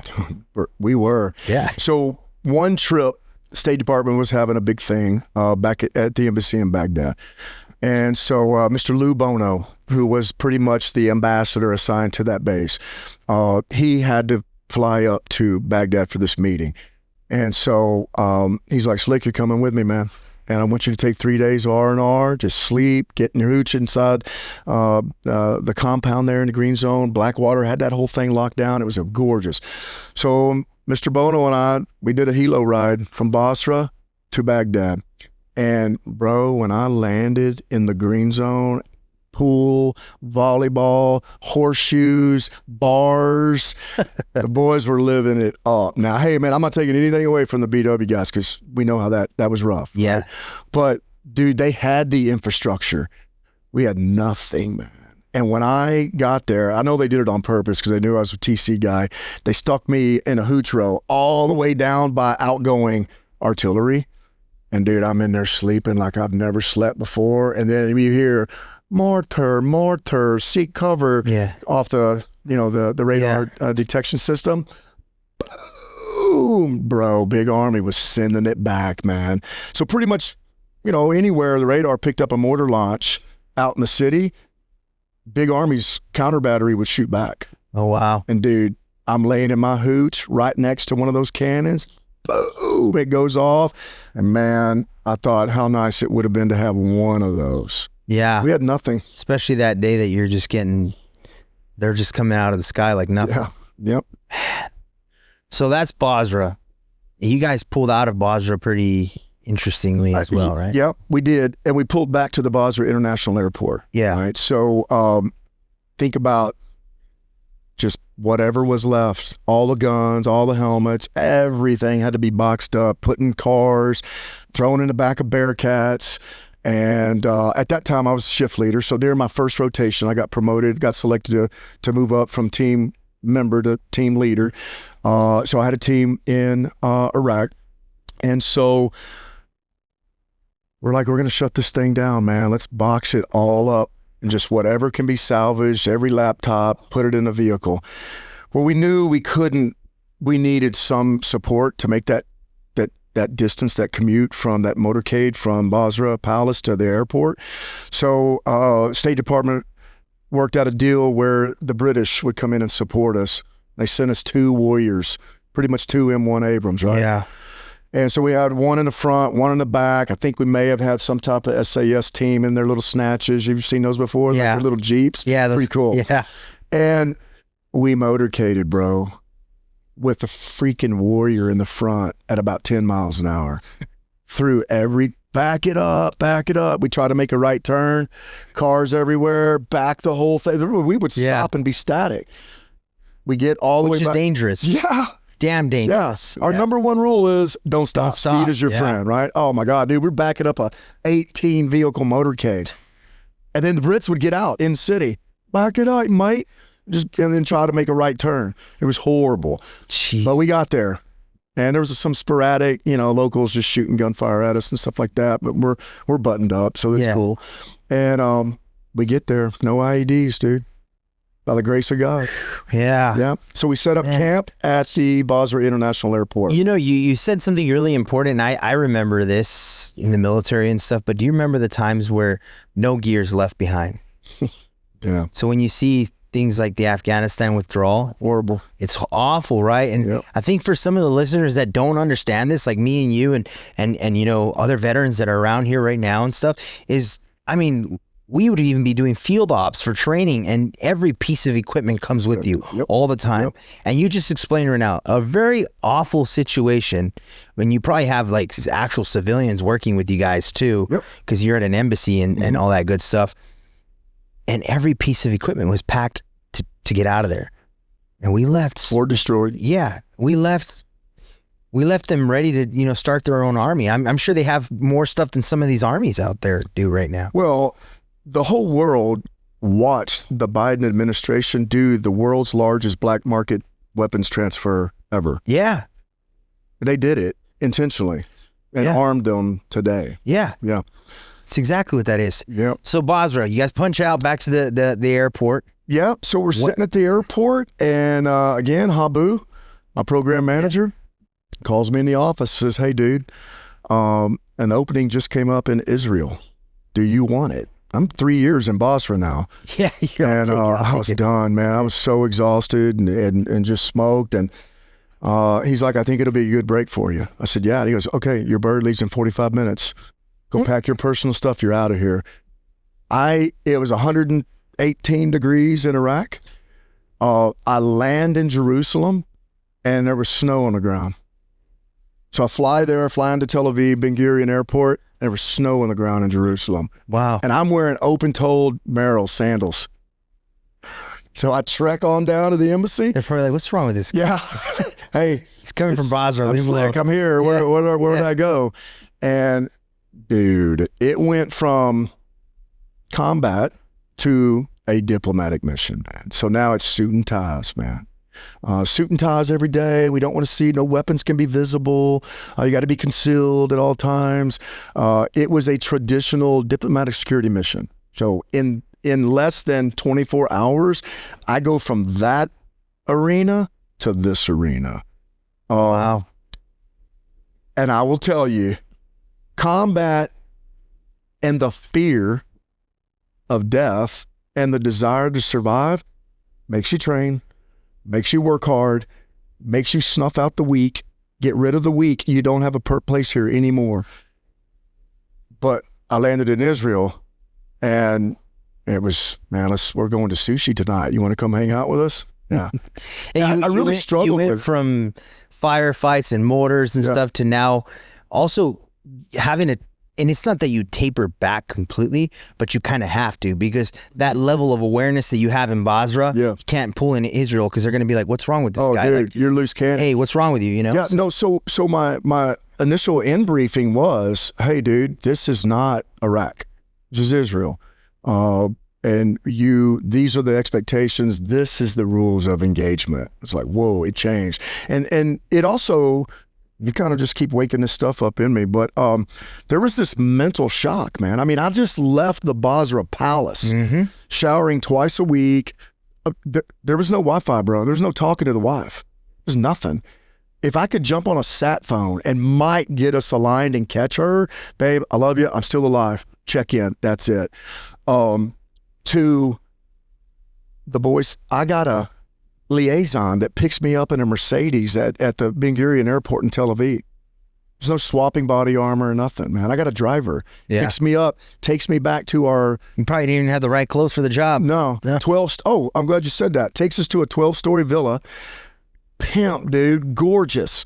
Hey, you're a team leader, so you get your own private suite. I go up, and dude, I had all glass suite overlooking Agron Park down to the embassy, and I could see the American flag from my couch. And then I've got a king-size bed in my bedroom. I mean, it took me a while to get acclimated.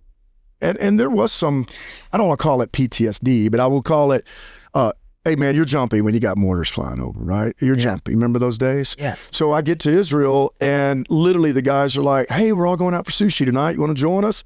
No. I just need some time to chill, dude. Yeah. And just get my headspace right and catch up with time with the family, with my wife. So, yeah, man, it was a shocker. And to your point, in the incoming initial briefing, this is our tailor. Tariq down there at the Shook is our tailor. So you need to go have 3 suits made, and then he'll bill the embassy for your suits. I said, you're freaking kidding me, man. I mean, we've been running around in helmets, shorts. Yeah. I mean, I saw your pictures. Yeah. Yes. Yeah. Look like bag of ass, right? Yeah. You know, it's funny too is, I wanted to point this out because we're going to get into eventually your training and your company, and you do a really good job in teaching people, especially gear setup and all that stuff. And when you look, this is the evolution of GWAT. And I had a friend that we were talking about this like last week or so. And it's so crazy because do you remember the very beginning of the war to now, the gear evolution, and it reminded me because I saw your picture where you had the Black Hawk holster right here and the IFAC up here. And now we would be like, oh my God, why are you wearing that? What about the weight? Yeah. Yes, exactly. And now you would be like, why are you even wearing that, right? Like if I see somebody... Imagine if somebody showed up in a class with that? If they showed up in a class with that right now, I would be impressed and at the same time, like, take that shit off. Right. Right? Yeah, you're not going to last 30 minutes. No, and I remember when I first got in the Marine Corps, we had those like Velcro vests, I felt like I was in Vietnam, being able to open it and I would leave my little, straps, like Kevlar hanging. But it's pretty crazy, man, to see the evolution too. And to see your pictures, it brought back the old memories of, I remember going to the little field PX they had over in McGregor Range outside of Fort Bliss. Everybody's doing pre-deployment work upstairs and stuff, and you go in there and they had this the Patriot store, the Patriot Outfitter store. You go find like the latest Black Hawk thing and a pair of Oakleys, and you're like, I'm badass. This Black Hawk I just got. And then the drop holsters, right? It used to be, up here, and then eventually it turned into like a leg strap holster that was, Velcro you had to pull. And now look where we're running, man. It's insane, and it's. I didn't want to go off on a tangent there, but your pictures brought that out of me. I was like, holy crap! I brought that vest home. I'm gonna send you a picture of it. It's in my closet. It's in my gun room. Yeah, that's it's legendary. Freaking man. 60 pounds. Yes. What do you think you guys have back problems now? Yep. So Israel, you're doing your thing. You're shocked, man. It's from like living out in the sticks to all of a sudden now you're in the city, in LA, living good. Yeah. Yep. What was Israel like? What was your mission like out there? So it took me a while to really get up to speed and figure it out. But it truly was a high profile diplomatic mission, right? So, I've moved in Israel, I don't know, upwards of over 32 diplomats. I mean, you can go down the list. Obama, Bush, I don't know. I moved Bush 2 or 3 times. Sextate, Hillary Clinton. John Kerry, Hillary. Yeah. I'm on a tangent on that one, right? And, dozens of diplomats, pretty much every single diplomatic corps since Bush, and all the way up to 2013, we moved in Israel. It was impressive, man. And then, I remember a pretty amazing story. I got married in Jerusalem. Oh, wow. Yeah. So my wife, we're planning my fiance planning the whole traditional American wedding. And it was rough, man. Her and her mom, typical, they're going at it and all the planning and the stress. I said, hey, cancel the wedding. Cancel it. Bring your dress and fly over to Israel. And she did. And Grotto. She married into the game, man. She was in it. She was in it. She was in it. So massive Christ Church, one of the oldest standing Christian churches inside the holy city of David, right? So Al-Aqsa Mosque, Holy City of David, Christ Church. We get married in this cathedral with Grotto, my another Ranger buddy, and a lady from the embassy, stand-in. It's the four of us and the preacher, Christian preacher, in this massive, 200-year-old cathedral, and we're on our knees and we pray to God and say our vows right there. And then we left there in a limo, arranged by my Palestinian mobile protection team guys at the embassy. Oh, his brother, they're Palestinian Christians. Yeah. Let that settle in for a minute. Palestinian Christians. His brother was the pastor that did our wedding. And then we leave there and we go up to the Mount of Olives, which is where Jesus ascended into heaven after the crucifixion, and we said our vows up there. And so the next, 2 days later, I am selected on Christmas Eve, Pope's coming in, to take 3 fully armored buses and over 30 diplomats and family members, Pelosi, Kerry, all of them were there, into Bethlehem for midnight mass on Christmas Eve. I get there, and it was not uncommon that the State Department would say, hey, you got another limo, passenger unknown, in the motorcade today. Yeah. Right? The agency, right? They're doing their thing. Yeah. So they just jump in our motorcade and they'd use us. So I get there, they're like, hey, you got a 9th limo in this thing today. Passenger unknown. I'm like, cool, I'll make contact before we roll out. And so I go back, we're ready to roll out the gate. I go back there and I pop the door. It's my wife. It's my wife. She rode. See this time. Yeah. She rode in the limo, had her own limo, and was in the Diamond with Pelosi and everybody else. I have dozens of pictures of it. Wow. And she got to do the whole Bethlehem, go to Manger Square, see all of that. So it was obviously a big change, lots of suit and tie work. And then I had an opportunity to get out of that, still in Israel, and then get attached to the Middle East Peace Initiative. So we were in Palestine. We lived in Jerusalem, but the embassy was in charge of diplomatic security in Tel Aviv, which is where the embassy was. Now it's in Jerusalem because of Trump.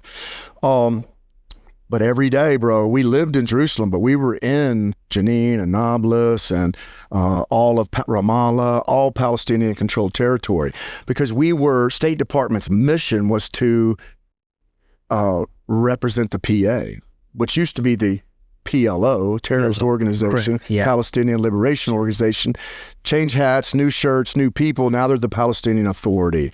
And so I've been in Mahmoud Abbas's home. I've been in Mahmoud Abbas's office, 30 times. I've been to the Mokata, which is their White House in Ramallah, still covered in bullet holes from the Third Intifada. And Arafat's tomb is right there. I've been to all those areas. We spoke about an old HPD old timer earlier that you were like, oh, I know the guy that he did a motorcade for Arafat over in Houston. He's got a photo in his office. He's shaking hands with him and stuff. Of Arafat? Yeah. Oh, so nice. I think he'll definitely like this. I'll send him a picture of Arafat's tomb. Yeah. And he'll definitely get a kick out of this. So all good things come to an end, man. And then I get a call like, hey, dude, would you, we also skipped over a ton in there. Somewhere in there's a gap where I actually took a break and got into the training side with TC, right? So took a break from that, and I get an invitation to come to the schoolhouse and start teaching. But that too was a selection. That was a tryout. And bro, it was even more intense. Now you got to pick out the stuff that you're not going to want. You're going to now be the instructor running the selection courses. Yeah. And Chris, as a police officer and as a SWAT guy, you always qualified 98% on all of your weapons proficiencies, right? Yeah. Yep.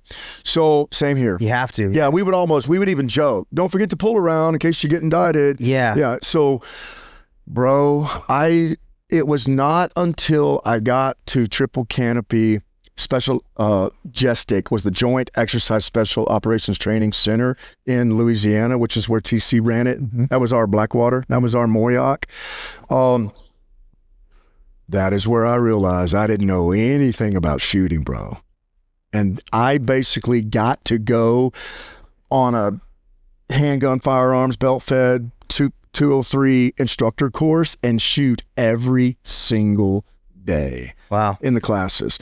So we would run the courses. And then, I don't know. I mean, I tried to count the hours. I think it was upwards of over 200 hours of instructor certification through Triple Canopy. That was just their tryout, because you had to go through the pistol and 16-inch and 11.5-inch uppers and all of this and teach it. And it was truly a murder board. And you could be a phenomenal shooter, but a horrible teacher, they didn't take you. Wow. Then you had to go through 40 hours of CQB and room entry tactics. Just that. Once you got through TC's train up, you had to go through a 40-hour State Department train up, which was BFOC, which was the Basic Field Firearms Operators course. And then once you got those certifications, you could start teaching for state. Wow. So did all that, was living in Houston, living in Katy, yep, and commuting back and forth from Baton Rouge, and running and just putting guys through the pipeline.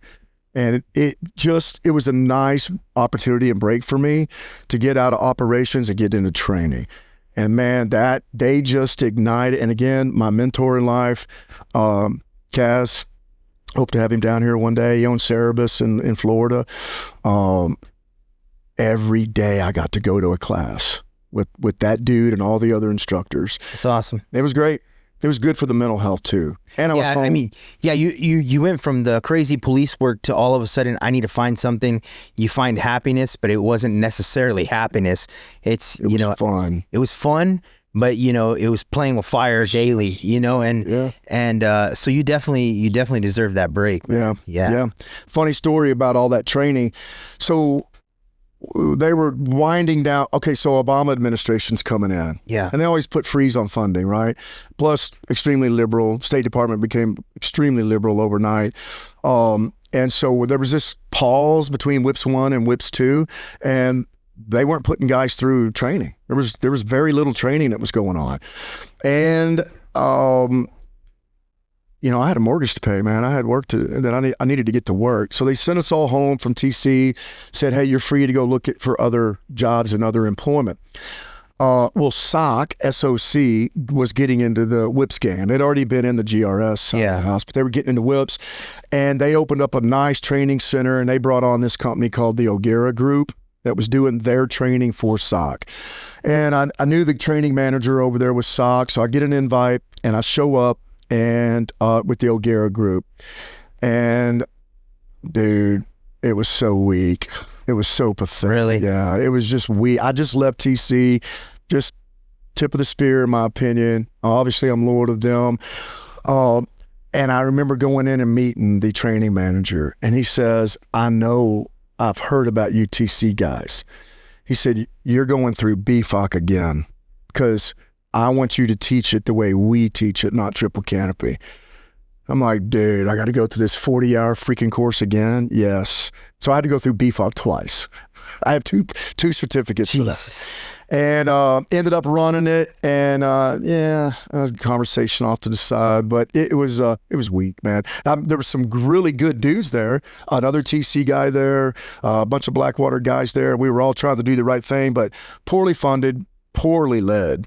And they just, all they wanted to do was get numbers and graduate. I need graduation certificates. That's rough. To the point like, hey man, I'm going to drop this dude. No, you're not. No, you're not. Damn, that sucks. Yep. You take away from all that high speed caliber, putting out, straight up meat eaters, man. And then all of a sudden, this is where some people talk bad about the contracting. Correct. There was some guys that were getting through the cracks that were not supposed to be there, and they were, causing a lot of trouble. So what we're going to do is we're going to take another restroom break real quick, and we're going to come back, and we're going to keep going back on this, because I mean, we still really haven't even hit the contracting world, man. It's huge, man. So we're going to take a quick break, and we'll be right back. All right. That was a big break. It was. Good lunch. Definitely good. He did good on the brisket. He did really good on that. Yeah. That was actually pretty good. Yeah.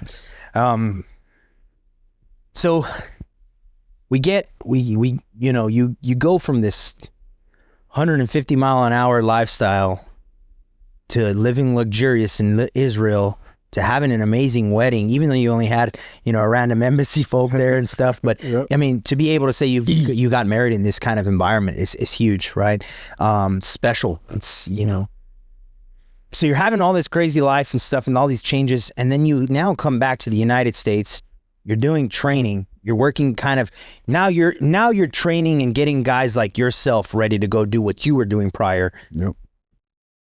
Obviously, there was some training stuff that you weren't too big of a fan of and everything. So what goes from here now? Like, how does this point of your life? Yeah, man. The next, because I know you still went with another company. I did. So home life was good. Wife's still on board, right?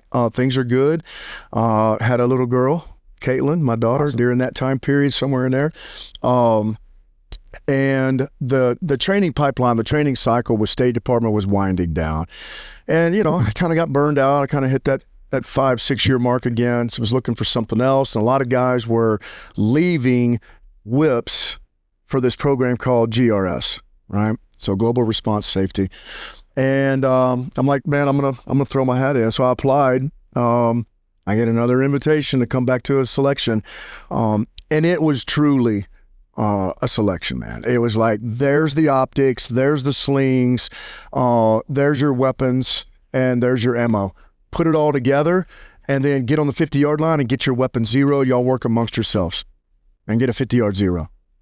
Okay, so, you know, in WIPS, we would have helped them do all that, right? We're there. It was still a selection course, but all the guns were zeroed. Everything was there. Everything was in order. No. And every single thing you did was an assessment. It's monitoring you, how you acted. Did you interact with others? Can you put your optic on your weapon and get a 50-yard zero? And so it was good. And again, guys just getting dropped every single day. It was interesting for me when I went through the pistol portion. Instructor comes over to me and says, hey, you're about to get dropped from this course. He said, you need to shoot faster. And I'm like, man, they're all in the A zone. He goes, we don't care about that. How fast can you get it in? Charlies are good. I'm like, you got to be kidding me. He's like, no, man, it's clandestine work. We need you to be faster on the pistol. So they just opened it up. Like, oh, I thought I had to stay in the A box all day. Yeah. And then from there, that was it, man. I mean, the rest of the course was good. It was the only time I really had any hard interaction with the cadre. And big, heavy emphasis on CQB, which I liked. Obviously, under WIPS, it was more weapons focused, right? Yeah. With this project, heavy emphasis on CQB. And that's where my SWAT training that I had received really paid dividends, because I was in there and it was a lot of Marines. Obviously, the military guys coming out of these wars, their style of CQB was different. All dynamic, man. Yes. And it was direct to threat, hitting doors. Me, it was more deliberate when possible, taking the time to do exterior work before entering a room. I definitely learned the difference between the military side, going into law enforcement, and actually doing that kind of CQB. I got there thinking, I was like, I got this. And then they were like, this isn't kick a door open, throw a grenade in and wait, and then go in and just destroy anything in the path. Yeah. It's more. And you saw that in the CQB NVG class that you came to. Yeah. Right? Guys are still, they're stuck in two worlds, man. Yep. Hey, breach and go. No, dude. We're not on a tactical team. We're civilians. And although there were some officers there, I was even trying to get those guys, dude, if you will just slow down for a second and just work inside the 45s to the 90s on those doors and thresholds, and actually, what if I can clear 50% of this room before I even enter it as a one guy? And then if you and I are working together and you're stacked left, I'm stacked right, we can visually clear 80% of this room. Oh, yeah. Before we go in. I'd like to deal with the problem before I enter the room if I can. Well, we saw that during the class that I took with you. I was like, guys, you forgot this door, and I'm still on the door and they're gone already. And I'm like, guys, get back over here. Yeah. You know, and now, one, you're giving up what you just took, and then you're having to come back, go back through another door. And that was a cool class, man. You did really good putting that class together, and it was really unique because there was all walks of life in that class. And it was, at first I was kind of like, I don't know how this is going to work, but it was good because you almost have to slow yourself down. Yep. And I mean, there was one, I think me and you chat, and I don't want to go too far off on this rant, but I want to go back on your training. Yeah. You were like, oh, you did this. And I was like, yeah, I said, I would have wanted to do this, but I'm trying to stick with the class and stuff. You're like, no, do your thing. Like, if you know that that's the right thing, go. It was a J hook instead of going in through the other side. And it was that moment for me that I was like, I like this guy. Like, this guy knows what he's doing. He's genuine. He's a good instructor. You never bashed any of your students, nothing. And I, hats off to you. And whether it was, with TC or GRS or any of these guys that really implemented that into you, whatever got into you was done correctly, because the way you teach classes here, and I haven't taken many of your classes. I'm about to take some more because I really want to do your pistol course and stuff. Yeah. But I have a lot of respect for your class teaching skills, man. It's good stuff, Well, I appreciate that. And your instructors are great dudes, man. Yeah, and make sure we come back to that, because I certainly want to mention the instructors. And then there's a training pipeline. Yep. I don't just bring people on because I need somebody to work the line with me. All of those guys have put in, I tell them up front, you got to put in a year of work and assessment before I put you on the firing line. And again, that's just because I had strong leaders and mentors in my life that just passed the torch. Hey, I didn't invent any of this. Yeah. I might finesse something. Yeah. Every one of us are teaching the same thing. Yeah. And we just teach it differently, of course. And so, a lot of guys want to come out like they're the grand wizards and they're the self-ordained masters of this thing and they've invented it. I'm like, dude, we were doing this 20 years ago. Yeah. You're just putting a different spin on it. So back up a little bit and give respect to the guys that did this and taught it to you. Mm-hmm. So anyway, so I get through the pipeline, everything's good, pass through that again. And then we're off to Bagram Air Base. I was on the Cobra project, and then I was actually on the NSA contract. Right? So it was cool. Big boy rules, man. So no heavy control from the State Department. No, it was all hands off, man. It was cool. Yeah. We were back to running ourselves again like we were in WIPS 1, early 2005. Not a whole lot of top cover harassment. And we were stationed, and we can talk about this now because we've given it all back to the Taliban. Ranger. Mm-hmm. We've given it all back to the Taliban. And plots. So we can talk about these sites, right? So we had two main sites. One was at the SF camp, right at the end of the runway at Bagram Air Base. It was impressive, man. We had a nice facility there. The boys down the road, Tier 1 guys, they go out, they do their thing. Just black bag them, walk them in. They go to interview and interrogation. They go away in the middle of the night somewhere, right? So it was cool to be there and support that mission. And then we had a couple of safe houses in Kabul. Okay. So, but I had left, obviously not having 8 years of combat arms or a Tier 1 background, and I got stuck on static. So we're doing static security, very similar to what you would have seen in 13 Hours in Benghazi, right? So you had your mobile detail and then you had your static guys. When I got through selection, they had told me, hey, go do a year on static, come back, you can go to mobile. So that's what I was clinging to because I had always done mobile with State Department. That's all I did. Never had done static. And, you go put a year in a static guard force, that sucks, even though the mission was cool. Yeah. So I reached back and I ended up going back to MVM's headquarters and teaching with them and doing some work with them because they knew that I was instructor with Triple Canopy. And then I just pinned them down, man. I'm like, Kyle, bro, is there ever a pot of gold at the end of this rainbow? Am I going to get on a mobile team? No. I said, all right, cool. Appreciate it. It was good being here, but I'm going back to WIPS, man. I just want to drive and I want to get out in the street and do missions. So the relationship is still good with those guys.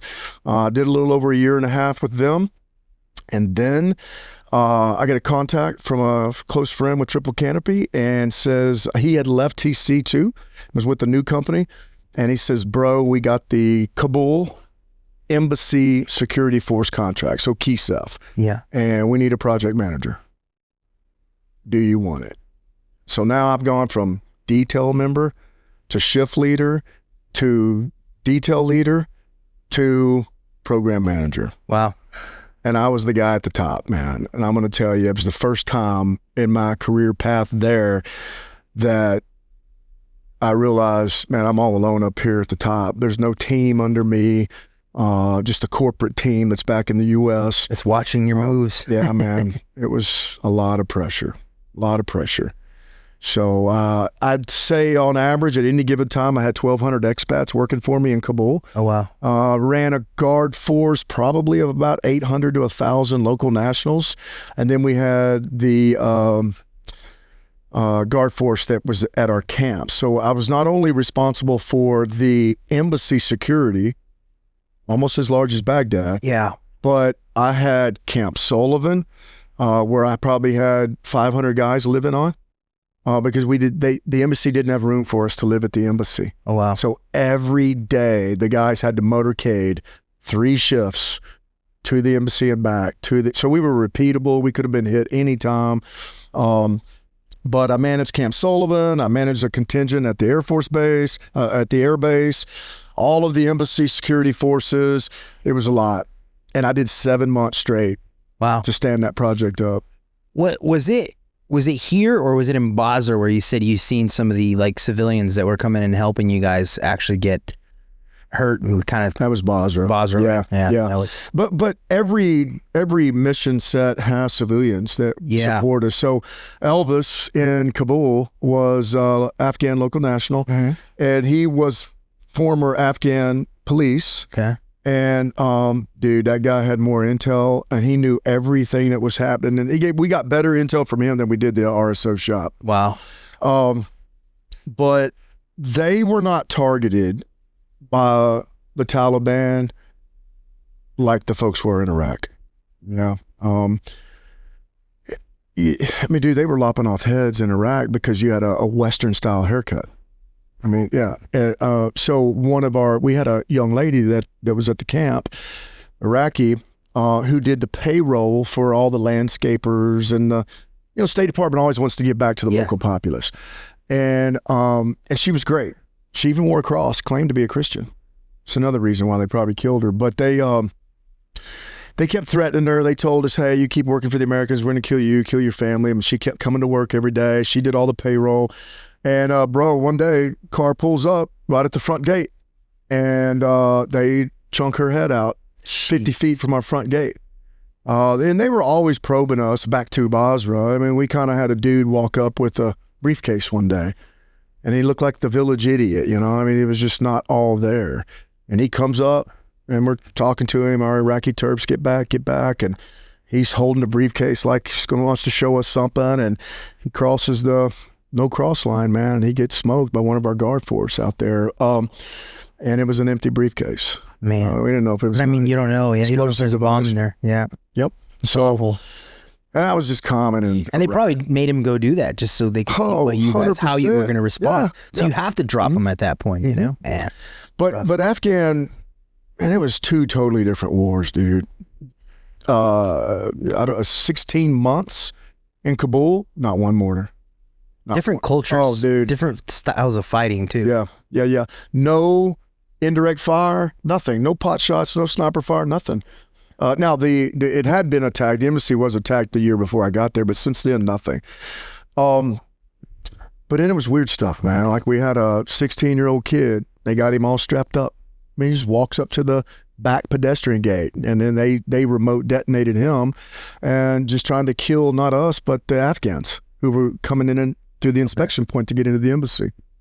It was just weird stuff like that. So no direct attacks on us, and all the intel was there every day that, we're going to hit your motorcade, and we did have one incident, which kind of ties to how I got home, but man, we lost no one the whole entire time I was in Kabul. Do you think going and being in Kabul and understanding how, civilians worked with you guys and all that stuff, what's your take on the fact now that we have pulled out and left the whole vetting system and their information behind? How many of those loyal Afghans that worked for us, with us, or just wanted to pick up empty garbage cans at the embassy got killed, got murdered? They were murdered. How many? I mean, we'll never know. We'll never know. I even tried to reach out to 2 of my Terps who were phenomenal individuals over there. Couldn't reach them. So I don't know. But it wasn't just, we abandoned them, dude. And we have a long history of doing this. I know. This episode of Calling Your Shot is brought to you by Berserker Built, a veteran-owned brand where artistry meets purpose.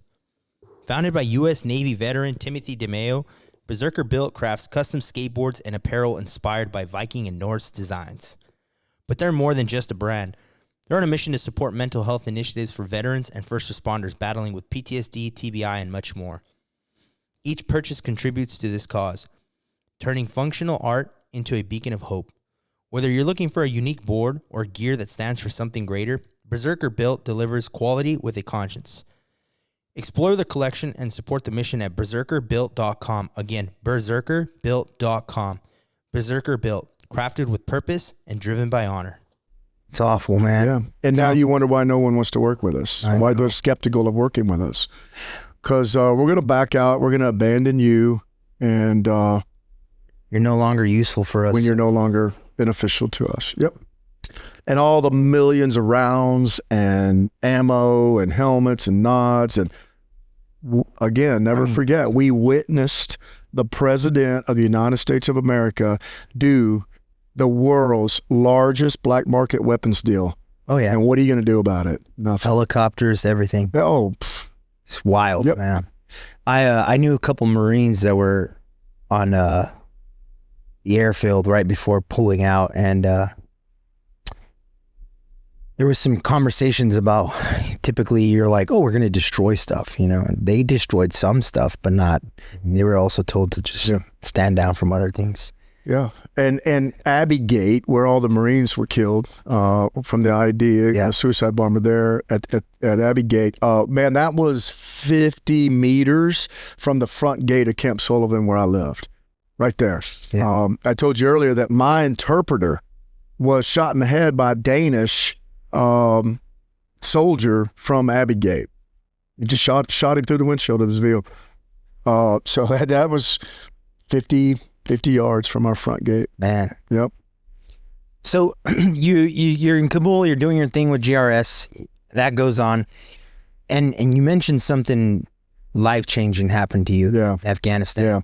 So at this point, remember I transitioned from GRS and I take this program manager's position in the state. So I'm back on whips. And it was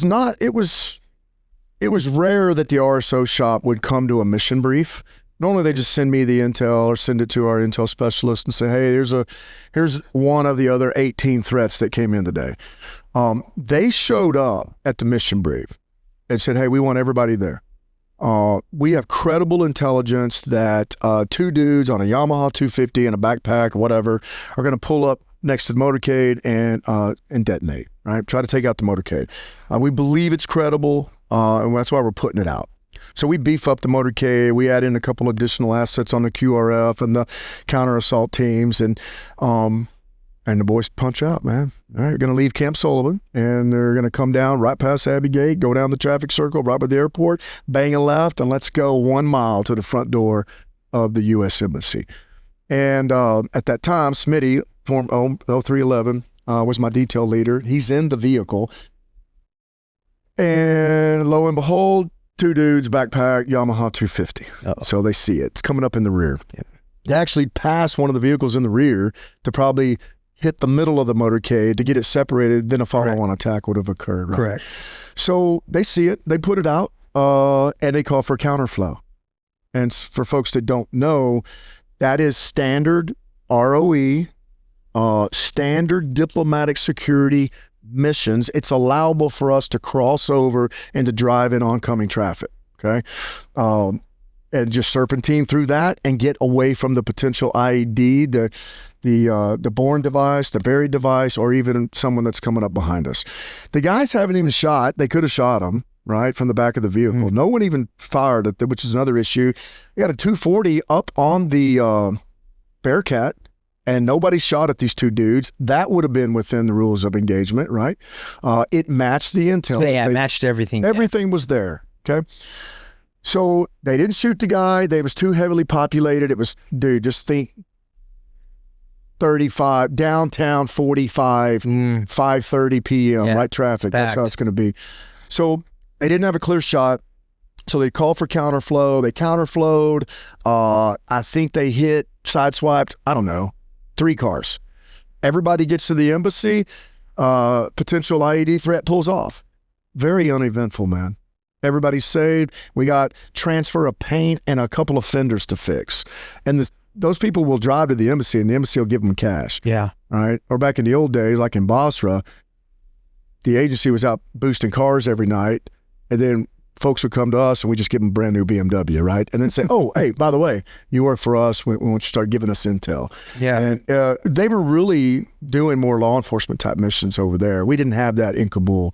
So, brother, we write it up, we pass it up. RSO takes a look at it, and I hear nothing back, right? So every Wednesday, as the program manager, I had to go in to the embassy at night and get sodomized by the entire diplomatic security corps and the contracting officer on the phone back to State Department and corporate representatives for me, right, with our company.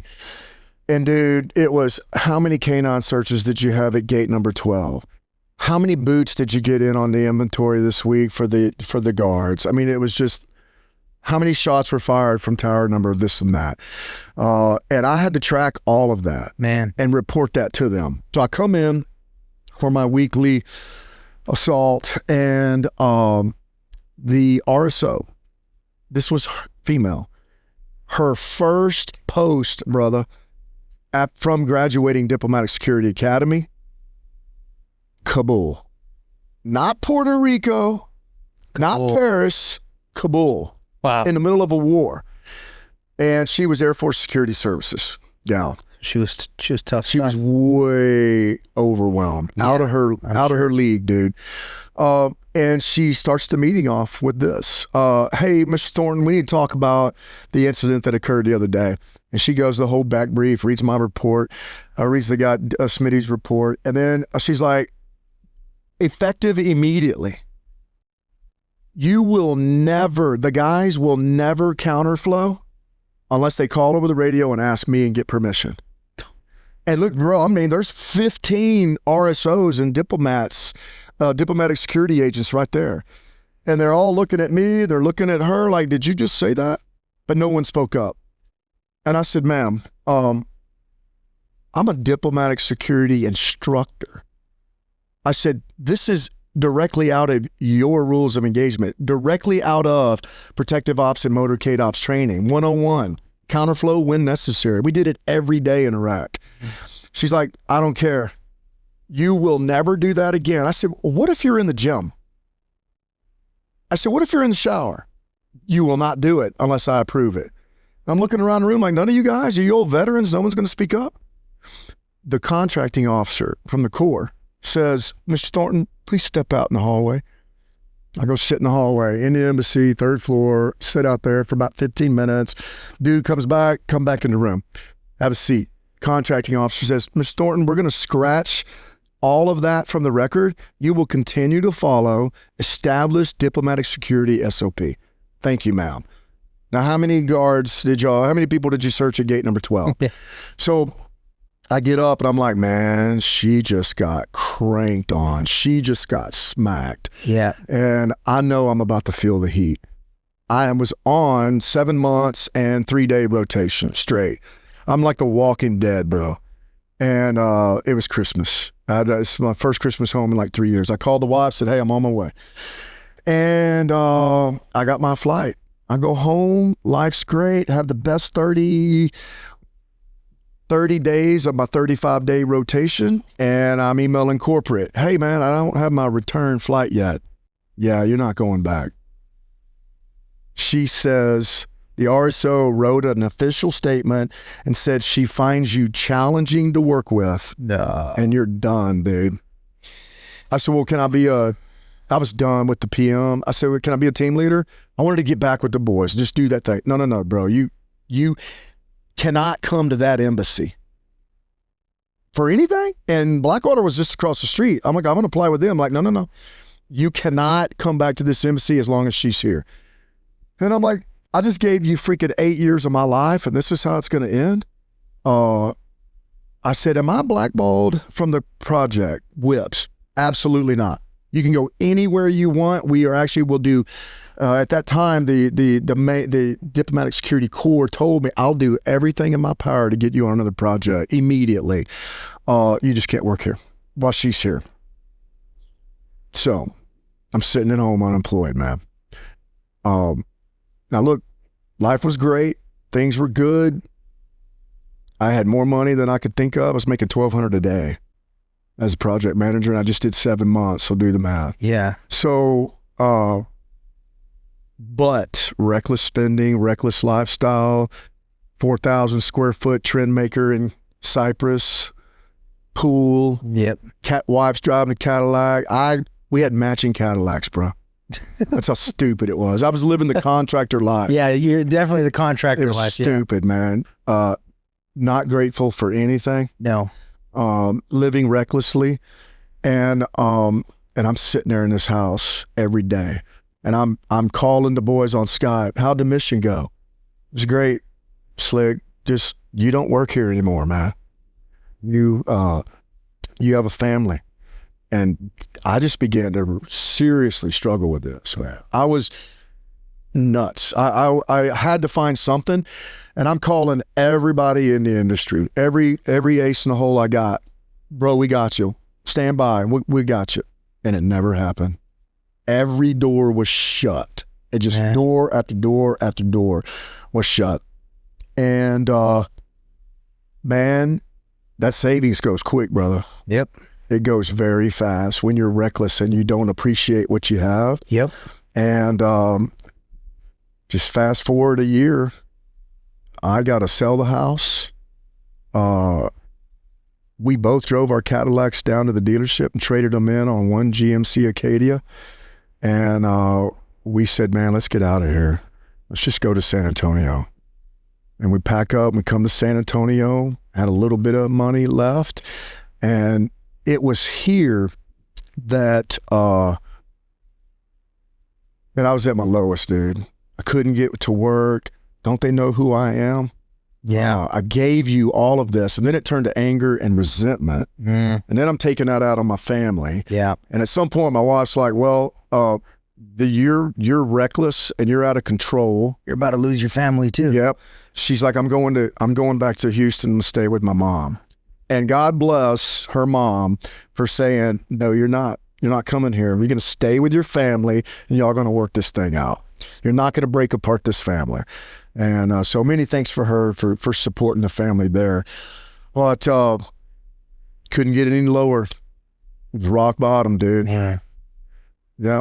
But that's where the refinement piece started. Yeah. That's where God said, hey, dude, you for the last 8 years, you have abandoned me. You don't have a relationship with me.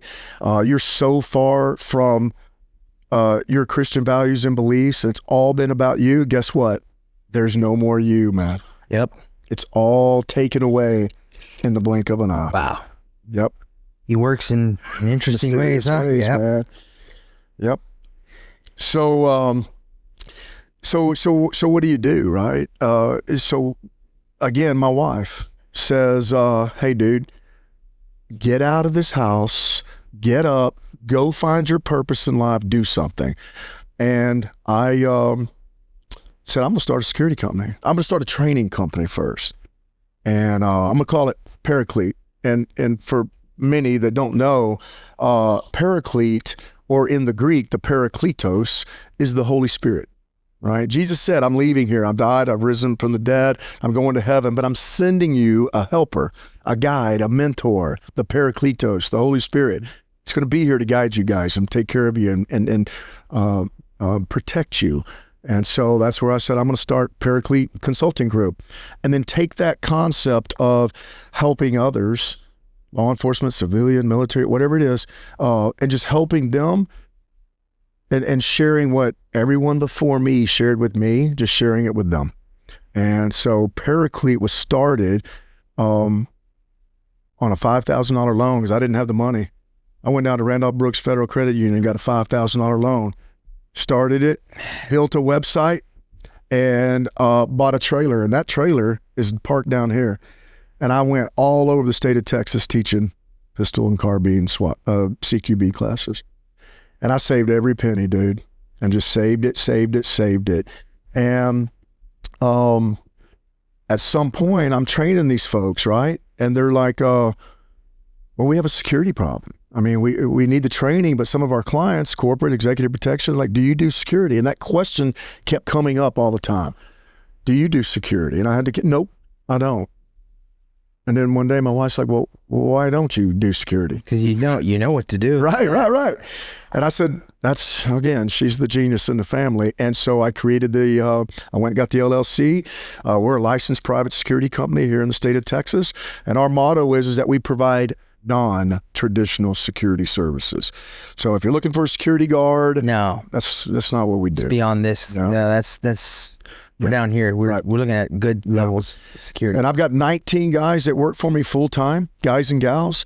We're in like 9 different schools, private schools, church security, churches. We do executive protection. And so I'm always looking for good quality individuals, but I'm going to tell you, back to the training pipeline. It's very difficult to work for this company. You have to shoot 90% or higher on our State Department diplomatic security qual. I'm still using all the stuff that I used to. You have to be able to take a physical agility test, and then you have to qualify 4 times annually and maintain that standard on your pistol and your carbine. And sadly, 95% of the people that come through can't pass.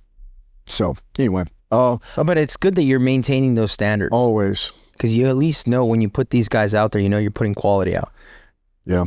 Insurance purposes too, right? Yeah. To make sure you're safe. So yeah, it's good, man. I'm glad you're doing that. That's really neat. You're not only are you coming into the civilian world and doing what you've pretty much done in the past, implementing a process here for local civilians in the United States, but you're keeping those standards, and that's something that.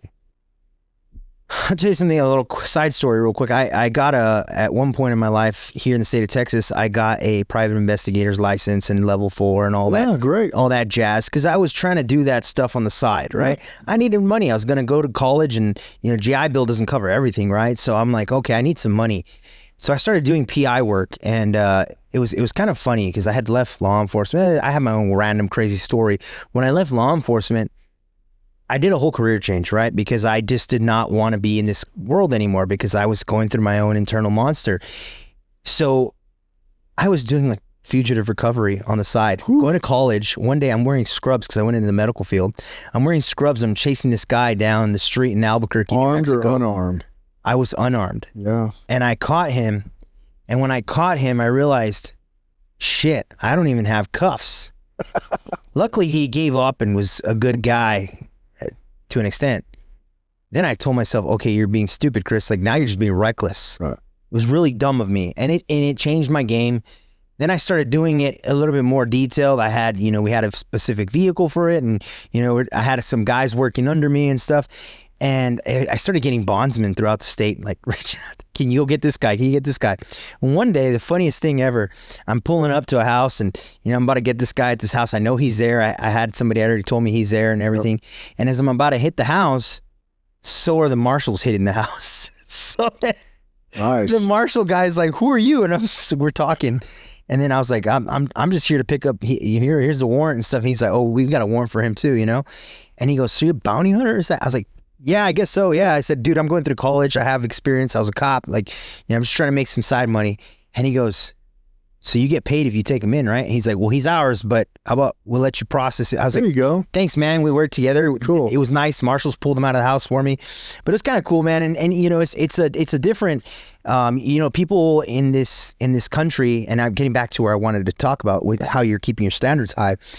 You see these guy like Patty Mayo or whatever the guy is. I don't know if you even know if he's really a cop or whatever, but he gets online and does all these, like knock and talks and like kicking down doors. And he's got this, fake Bearcat and stuff and, Dog the Bounty Hunter kind of stuff. And, right. and that drives me nuts because that is not how the job is done. No. And it makes the job look dumb, right? And that's not. You are a prime example. And that's why I'm glad you're talking about this right now. That job is not done that way. There's so much more planning, expertise, and everything goes behind it. Whew. And the fact that you are one of the few, and I'm saying this because I mean it, because I've seen and I know of a lot of other training and security companies, their standards are dog crap. Oh, it's horrible. They're dog crap. Yep. And the fact that you're failing 95% of your dudes, yep, hats off to you, because you're not letting stuff slide through the cracks. And I think that that's awesome. And I think what Paraclete is doing is great, man. Like, I mean, I've seen when I took your CQB course with the MVGs, like there was dudes that were cops there, and you know, I know one of them was not doing too hot on things, and you call them out, man. You called them out and told them, hey, do it this way, you know, and you weren't mean about it or anything, no, but you have reasoning behind all your stuff. And I think that's why I really wanted to talk about your company too, because I'm glad I took this class before even doing this podcast, you know, because I'm not Paraclete. I'm not anything. I'm the consumer, right? I came in as, you know, a customer to you, and I'm impressed, man. I'm impressed, and I've never seen any civilian, and I'm not, I guess I say civilian now because you're a civilian now and everything, but civilian training that is at this level, that is preparing people at this level for a very reasonable price. This episode of Calling Your Shot is brought to you by Operation Path Forward, a nonprofit based in Montana, dedicated to supporting active duty military, veterans, and first responders. Founded by Navy veteran Timothy DeMeo and his wife Tabitha, Operation Path Forward provides curated care packages and is developing a wilderness retreat in Montana to offer holistic healing through nature, community, and specialized therapies. By partnering with veteran-owned businesses and like-minded organizations, they deliver morale-boosting resources and practical gear to those who have served. To support their mission or nominate a hero for a care package, visit operationpathforward.org. Again, operationpathforward.org. Sure. I've seen other classes that are through the roof, yeah, and it's dog crap. $500 for an 8-hour pistol class. Dog crap. You know, the MVG course that I took with you alone, like that, I'll be honest with you, our entry-level Marines don't even get that good of a class on MVGs. You know what I mean? It's a shame. And it is a shame, right? Because everybody thinks military, oh, they're all top tier. No, it's not. It's not true.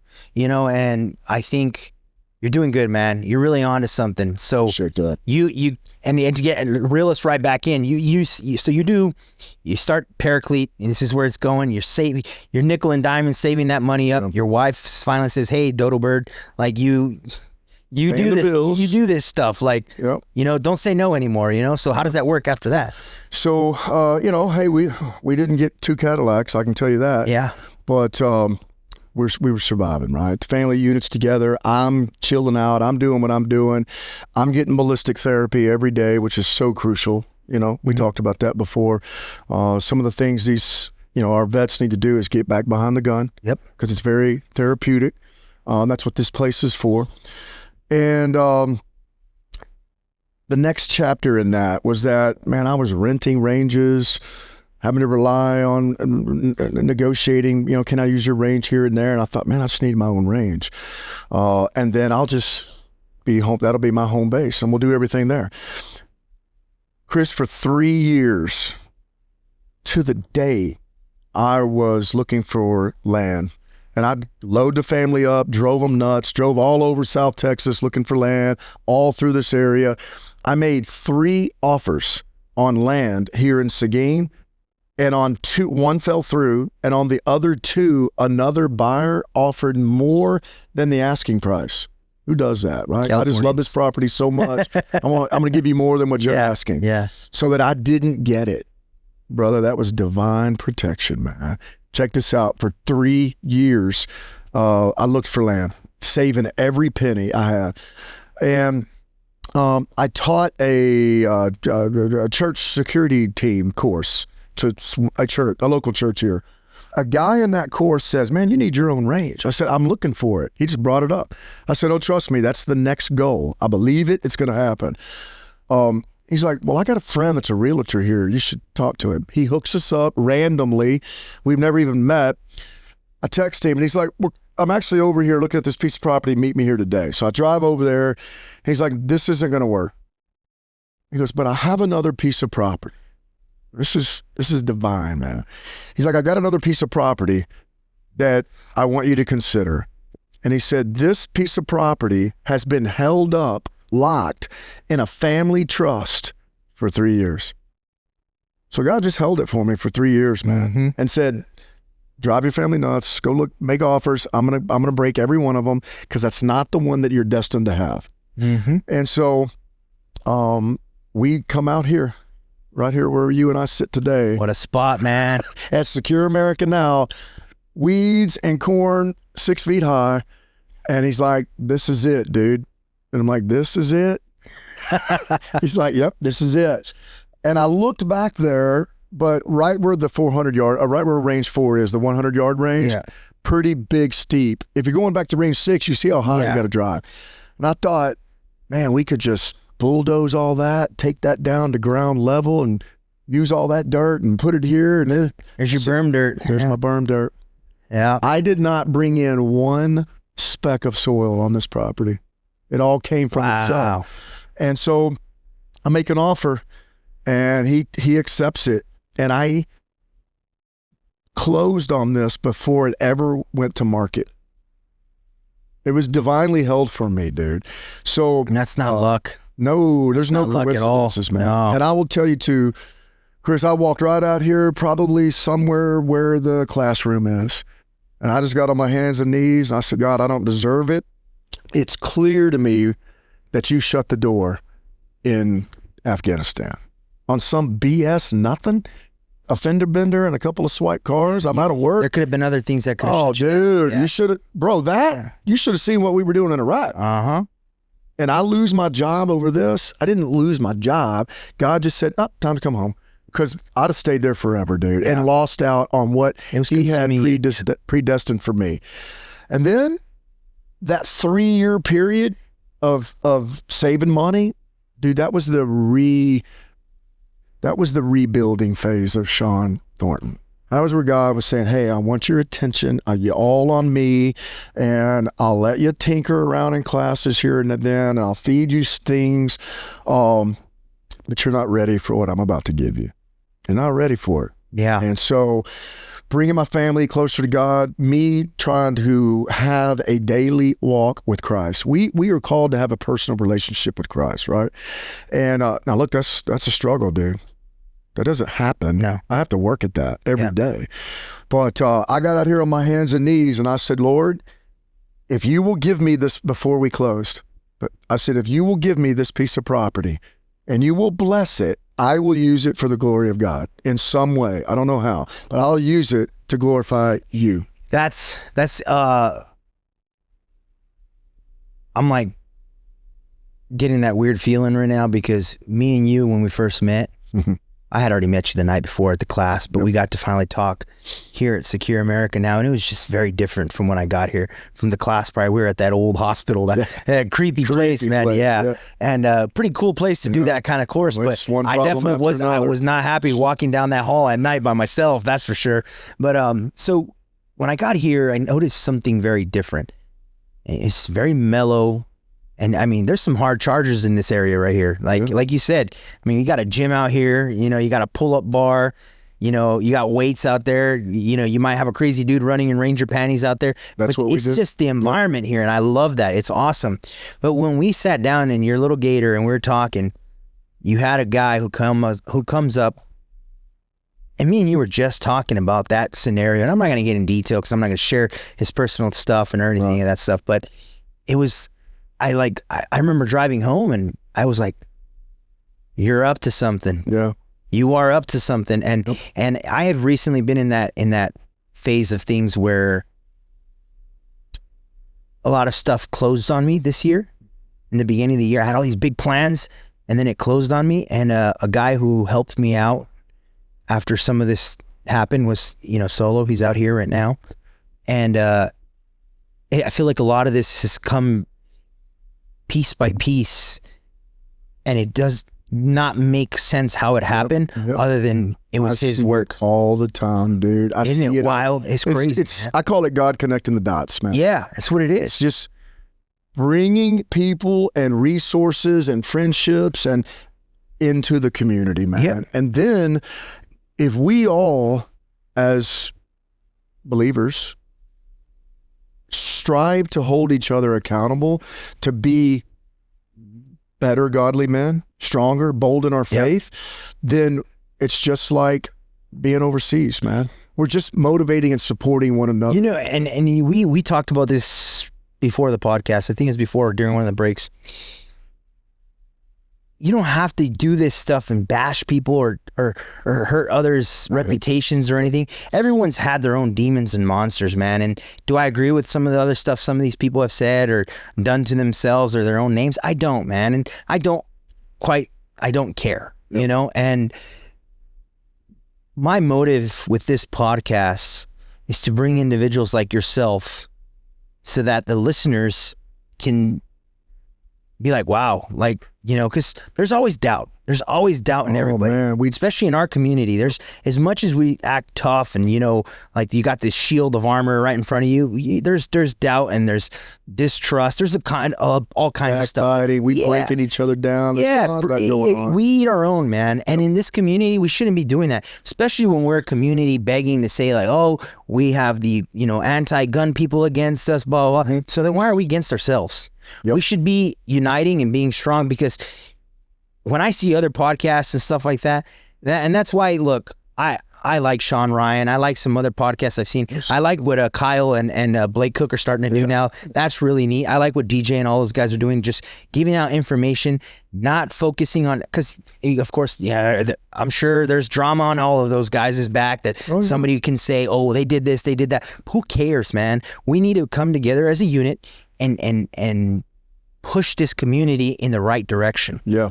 We need to show the world and the United States that this isn't this evil community of racist, gun-tooting, you know, crazy American people. No, it's not, man. Like we're genuinely want the best, and we want the best for the people of our communities, right? Yep. And I think what you're doing is amazing, man. Well, I appreciate that. You know, I'll say it again. The range, we hear the shooting going on all day behind us. It's a shooting range, but I call it a training center, man. The range is actually a nonprofit. It's a training and advocacy group to support veterans, Second Amendment community, all of that. So I built it that way as a nonprofit. And so, yeah, we have folks that come here and they just use it to do their personal training or personal shooting, but they never get into any training. And when you come through our new member orientation at Secure America Now Training Center, I tell them, listen, you've got to test your skills. You've got to see where you stack up. You have got to get into training and advance the learning. Otherwise, you're not. It's a glass palace. You're not going to be as prepared as you think you are. And on another thing, I would just say this, Chris. When I see God bring people into my life, and how we're sitting here doing this today, and just think of all the lives that it's going to touch and the message that you're going to get out to, I would ask you to do this. Pray to God that He will bless you, your podcast, and that you promise to use it for the glory of God. In whatever broken, distorted way that is that we do it, just promise that you'll do it, and guess what? He will do it. Will. And look, if you save one dude's life, is it worth it? That's it. Probably already done that. Yes. So congratulations. Yeah, man. That's heavy. And you know, it's been an honor, Slick. It's really been an honor to be here with you and share your story and enjoy your shoot house. I'm liking how now we're starting to feel that heat. It's kind of feeling like now we're really, now it's a little humid. Yeah, it is feeling a little humid, but it's been good, Slick. And I think I really want this to go out and show people, one, what you've done in your life and how adversity is always there no matter who you are. Absolutely. Or, you know, they don't have to just go to your Instagram, see this, you know, yoked dude teaching people how to shoot guns and think he's like this successful guy right off the bat. Mm-hmm. There was hardship to that. There was blood, sweat, and tears, and you know, in your situation, lots of blood, sweat, and tears, and occasional, you know, cool pulls in Baghdad. But other than that, like, you know, it's been a journey for you, brother, and I think what you're doing here is amazing, and I hope more people see it, and I hope people from other parts of the U.S. start coming and utilizing this facility, because you have a remarkable facility here. And for what I've seen, I lived in the other side of San Antonio a couple years back, and I used a couple of ranges on that side and everything, and I probably paid what I would probably pay for a monthly membership here in like a weekend over there. It's ridiculously cheap.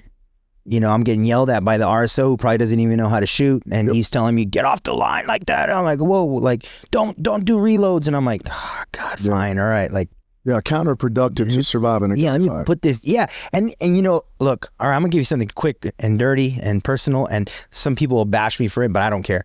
I'm not a big fan of the NRA instructing stuff. I'm not, and a lot of people will sit there and be like, the NRA protect us. I don't care. Fight me. I don't care. Yep. Because what they teach is very stagnant style of shooting, and their instructors are out there telling you like, do this, and then it's very like, I took a class one time just to kind of go through it, and I was like, man, if I did this in life, I would probably be dead in the first 2 minutes of a gunfight. Yeah, it's almost like a necessary requirement. That's all it is. It's a checkbox. And it is the same curriculum from 1982, dude. I mean, like, you have got to be relevant. No, I mean, I've seen our most basic pistol course is advanced to that. Yeah. No, it's a shame, but awful. A lot of them are, right? And so check the box, get the required certification, and then start the journey to become the best instructor that you can be. Yep. You know, and about the range, it's not open to the general public, so you can't just show up here and shoot by design. You just didn't want to deal with that headache. Correct. Our members, they apply to be a member here, and they go through new member orientation. We do a background check. We check everybody out and make sure everybody's good to go. And then they pay a small donation every month. It's $50, dude. Hey, Nardis gun range down here is $35 an hour. Yeah. For 1 hour. It's $50 a month, unlimited 7 days a week. And the capabilities you have here is like, you got the steel targets, you can run drills, you can move, you can do all those things. It's good, man. Yep. I think where can the listeners find your stuff? Like, where? Yeah, so Paraclete, obviously, paracleteconsulting.org. We'd love for folks to go there to the website. Obviously, when you click on it, we are a security company. And just move on over to the training division tab. Mm-hmm. Click on that. We've got all of our courses for the entire year are already up. Those are open enrollment courses. Anyone can sign up for those. Now, you don't have to be a member to come to a training course. Anybody can sign up for a course. That's open enrollment. Our private courses, law enforcement, church security, whatever that is, you would just contact us via email at the Contacts Us page on the website, because those are not, obviously those are booked on the side directly with clients. And we do travel, right? So we do mobile training as well. If there's an agency that wants us to come there, we will load up and we'll come down there and we'll train with you. 99% of what I do here is done here at Secure America now, right? Because we have the classroom. Yeah, you got the spot here. Everything's here. It's turnkey solution. So we like to have our clients come to see us. And man, I would be remiss if I did not mention that I've got 2 instructors that work for me. They've been with me. One's been with me for 9 years. Kit, you probably, I don't know if you, Kit was in your class. Yeah, he was actually on the stack with me a couple times. Dude, you got lucky, because I actually say I have 1.5 instructors. Yeah. Because Kit's always gone and he's working. Yeah. His real job. So he's traveling, doing executive protection. Yeah. And then you met Chubbs. Chubbs, yep. Yeah, Chubbs, good guy. Chubbs, 0311. Yep. Chubbs is like the more controlled chaos guy, and then Kit's more of that like. Oh, yeah. He's more like me, man. We get it going. Yeah. We get good dudes, man. Really good guys. Yeah. And those guys, dude, they went through the gauntlet. I mean, they expressed interest, and I'm very fortunate that I get to use the range to watch people. And I'm very patient about who I let in the inner circle. And they both came to me as students, and then they became friends. And then I don't seek them out. They expressed interest to me. All right. And then good. I was hoping you'd come and ask, because I see something different in you. Yeah, you got a community here. You don't got, Yeah. And so, brother, I put them right through whips. I put them through BFOC. They don't know it, but I put them through BFOC. And they have to shoot 95 or higher percentage on everything they do. They came into this classroom, they'd get up, and I'd say, man, cover the 8 fundamentals of marksmanship. And I'd murderboard them, just what was done to me with triple canopy. Good. So just repeating that cycle. That's awesome. And I get to use the range to recruit and watch people of character that I think I'd like to have work for my security company as well. There you go. That's good. So we obviously know now Paraclete's website. You also have the Secure America Now website as well, right? SecureAmericaNow.us. Okay. Take you there. On the home page, there's a video tour of the entire facility. People want to call me and come out and tour the place. I got 2 tours on the website. Look at them. There's a video on the homepage, and then there's an About Us page. There's another video tour there. It shows you everything that we do out here. Take a look at the frequently asked questions section on the homepage. Yes. You probably have answered every question you're going to have, right? Yeah. If you still need information, send me an email. Awesome. But outside instructors can rent this shoot house. You've had some pretty well-known instructors here too. Man, I mean, like you just mentioned, Kyle and Blake were just here. Phil Krebs Survival, Mike Glover's been here several times. Sheepdog Response, just go down the list. I mean, dude, awesome. Tactical Rifleman was here a couple of weeks ago. Awesome. And so I'm very fortunate because I get to take 4 to 5 classes a year. That is awesome from different cultures and stuff. That's neat. Well, what would you say for a new, student trying to come here and take your class? Where should they be thinking up here? So my training style, and you've alluded to this a couple of times, man, and again, going back to Triple Canopy days, but man, we were told to empower the student. You come to a class with me, it's not for you to watch me, for me to dazzle you for 6 hours of shooting in an 8-hour class. No, I'm going to describe the drill. I'm going to talk about the learning objectives of the drill. I'm going to demo the drill, and then I'm going to spend 8 hours out of that class watching you perform it. We teach to the student, individual student.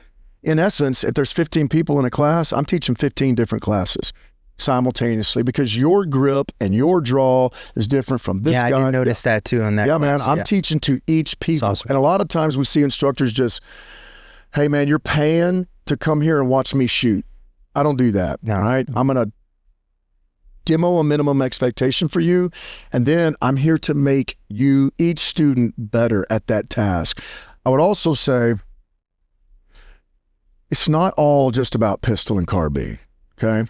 How fast does your one-shot draw need to be? I don't know. I'm not going to be there, unfortunately, in your gunfight. It just needs to be fast enough to win that gunfight. Fast enough to win, yeah. But how much time, hours, labor, and ammo are you going to spend over the next 5 years to get a sub-second one-shot draw? While you spent a grand total of 0 time in the shoot house. Mm-hmm. So I would say to folks out there, and our industry is obsessed right now with pistol performance, build drills and one-shot draws, right? Yeah. So I would ask you this as a former operator, military, veteran, and law enforcement officer, and all the CQB ops that you did, how many one-shot draws did you do on an entire CQB or SWAT op? Think about it. None. Yeah, I was going to say, I never, bro. Yeah, we drew our weapons out there, stack left, stack right. Yep. And on the breach, the guns were drawn. Yep. Okay. How many build drills did you run in the shoot house? Well, none. Yeah. We're going to shoot, neutralize the threat, and move on to the next problem. What I'm trying to say is so many people are obsessed and wasting time while they're on a thing, while they're completely neglecting other tactics or reality-based shooting. Yep. So we are a big reality-based shooting company. Right? I see. Hey, we do all the fundamentals and all the basic shooting skills. That's the minimum mandatory stuff that we should be doing. But I don't know who it was. I think it might have even been GBRS, it was DJ that said it, was that, man, what is an acceptable one-shot draw for the industry? Okay, 1.25 seconds, cool. Let's get in the shoot house. Mm-hmm. Let's get in the house because no gunfight has ever been fought where I stand still and you stand still and we just draw on each other. Unless maybe we go back to the 1800s. Yeah, total different. Okay, and I think most of that's a myth and a legend. Glad you said that. So more tactics, man. It's a 3-legged stool. My pistol work should be just as good as my carbine work, and those two, my tactics have to be paramount. One more quick thing. Why does the military spend so much time on tactics? How much pistol training did you get in the Marine Corps? None. You just had the minimum qual. Minimum qual, and that's how much tactical training did you get? A lot. Everything. Yep. So the military understands what it takes to win a war. Is it pistol marksmanship? Or is it CQB and tactics and light infantry skills? Yep. It's that. So I think we must have an equal focus and a 3-legged stool on pistol, carbine, and tactics. I'm glad you said that because, I mean, I talked to our buddy here who's helping produce the podcast right now. We talk a lot on the phone, and we sit there and we're like, the flat range isn't really where you should be training, man. The flat range is, yeah, it looks cool and sexy for Instagram and everything, but in here, Yeah. you know, actually, I'm going to go back to your class real quick before we wrap things up. Yep. And I know you noticed it because you're paying attention, but when we were starting to go through that bigger room in the dark, how many times did they shoot that no-shoot situation? They saw it right away and wham, without looking at anything. The guy was holding a cell phone, right? And they're just like... Target, kill. Yeah, and I got asked by one of the guys, why didn't you shoot? And I was like, because it's not a no-shoot. And now I went into the room and I had to kind of yell at the guy because he was standing in front of the guy looking at him, and I had to yell so he can get out of the way so I could take the shot. Yep. But, you know, and that was similar to that situation where I think you gave me a lot of praise for it. I got excited. Guys breached the door. They're stuck at the door. I see a clean shot right there. It's a shoot target. I take it, and some of these guys are like, oh, why'd you take the shot? You weren't even in the stack. You got to move, man. And when you're doing this from the holster every single time, that I don't think I've ever, especially being in SWAT, go up to a house and be like, all right, from my holster. Like, no, like I'm stacked up, ready to go. My gun's out. I'm ready to rock. There's so much, like, yeah, that might be cool for, like, you know, videos and for, you know, these competitions and stuff. Great. Okay, cool. Do that on the side, whatever. But, you know, you said the key thing, man. You got to get in these rooms and you got to work. A lot of people don't understand. Know your own arena. Because that's usually where the fight's coming. Bro, you're reading my mind. Your house is your arena, and that's typically where they're going to come get you. Know the typical places you know your movement. Hey, I'm at Academy up at off 99 all the time, or, you know, stuff like that. Know your areas of how to travel, how to move, your surroundings. Because now in today's society, people are on that cell phone so much they don't know their surroundings, and you just got to know how to move to your own place. And, you know, I brought a gentleman with me today here, and he's you know, I'm mentoring him. He's one of the young bucks that lives on my street. And one time I was talking to him about clearing my house, you know, and he's just like kind of looking at me a little like, okay, you know, like interesting. But I'm like, if there's gonna ever be a gun battle that realistically is gonna happen, it's gonna be in my own house probably, because that's where I'm always at. Mm-hmm. So I should know how to move in my own house. And my house sucks. Like, I mean, he can tell you, it's got like, it's a nightmare. Dead spaces and blind spots everywhere, right? Yep. T intersections, all kinds of stuff, you know. So it's rough, right? Yeah. So, you know, that's where I'm glad you pointed that out, Slick, and I'm glad your company really lives off of that and actually doesn't just say it. You actually teach it, and I've got to experience it, and my hat's off to you, man. I really appreciate what you're doing here. Yeah, well, thank you. And just like you said, in wrapping it up here, but in reality-based shooting, reality-based training, man, don't sign up for my CQB class as a civilian and think I'm going to be putting 8 dudes in a room, because that's not happening, man. Yeah. The only reason we never got over 4 guys in a room with your class, but it was there's so many people in the class, we just had to get reps in. I really enjoy you want to do an extremely hard CQB class, do solo. Mm-hmm. Do solo ops, because that's what you're going to be doing at 2 a.m. when your alarm goes off, right? Yep. There will be no Chris and Stack with me exiting my room, getting to my office, and getting my weapon, right? So you need to be doing solo movement. It's extremely dangerous and vulnerable, and you're going to expose yourself. But we got to be good with that. And then dual person, right? So my civilians, a lot of it, especially here at this shoot house, we're working 2-man. We just got to keep running folks through it. Now, obviously, law enforcement wants to come in. Yes, we'll put more folks in a room. The other thing is, come to my CQB class, and I'm wearing this. Because at home, I'm going to be wearing my Ranger panties, flip-flops, and nothing else. Yeah. So, again, train realistically, train in your environment. We should all be subject matter experts of our home, every square inch of it. Yep. Lastly, if I may, law enforcement. It's like that red-headed stepchild, dude. It's all here for you. It is. Why won't you come? Where are you? And to my SWAT guys, stop living in a glass palace. Yep. You have trained over 2,000 hours in your department shoot house. You know every square inch of it like I know Go this. find another shoot house. Yep. Yeah. Yep. Yeah. You need to get in. That's why we use the unknown environment, CQB course, because we don't know it. And then you really see the mistakes that you're going to make. Yep. Officers, you're the one. I don't wear the suit anymore. You're the one that carries a gun for a living. I don't get to anymore. You're going to get yourself home. Nobody else is, and if you don't want to, Why time and are we effort. not Yep. training, man? Yeah, it's bad. Yep. It's bad. And I hear this all the time.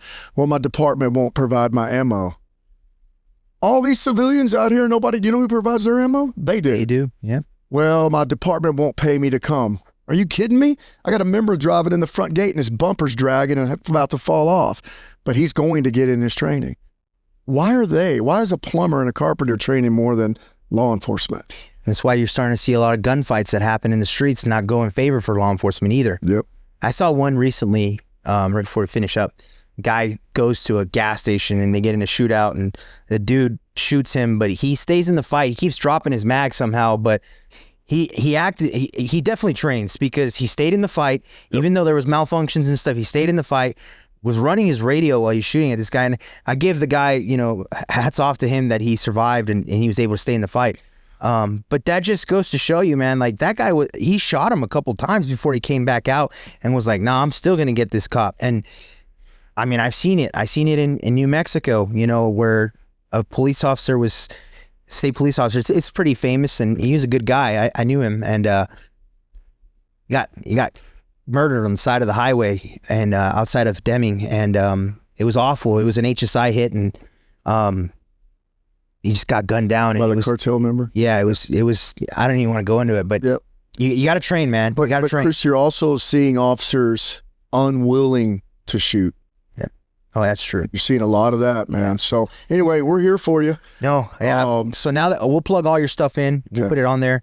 And again, it's been an honor. I'm glad we've had Ranger on set as well. He was good today. It was a really cool environment. First of many. And, I thank you. I thank your team here. I thank you for the facility. And again, I want to emphasize this. This is an awesome place, and I hope more people find it, come and utilize it the right way, the way it should be done. And I'm glad God did some amazing things for you, and He continues to. And I hope that just passes on to the rest of the people here at your facility. Amen. So, thank you, brother, for everything, and I appreciate all your service you've given to this country. All right, brother. You too. Appreciate it. I can't wait to see what you have coming in the future. Awesome, God's got brother. good plans for you. Thank you. I appreciate you. All right, dude. Thank you. All right. Appreciate you. Good. All right. Ranger was good today.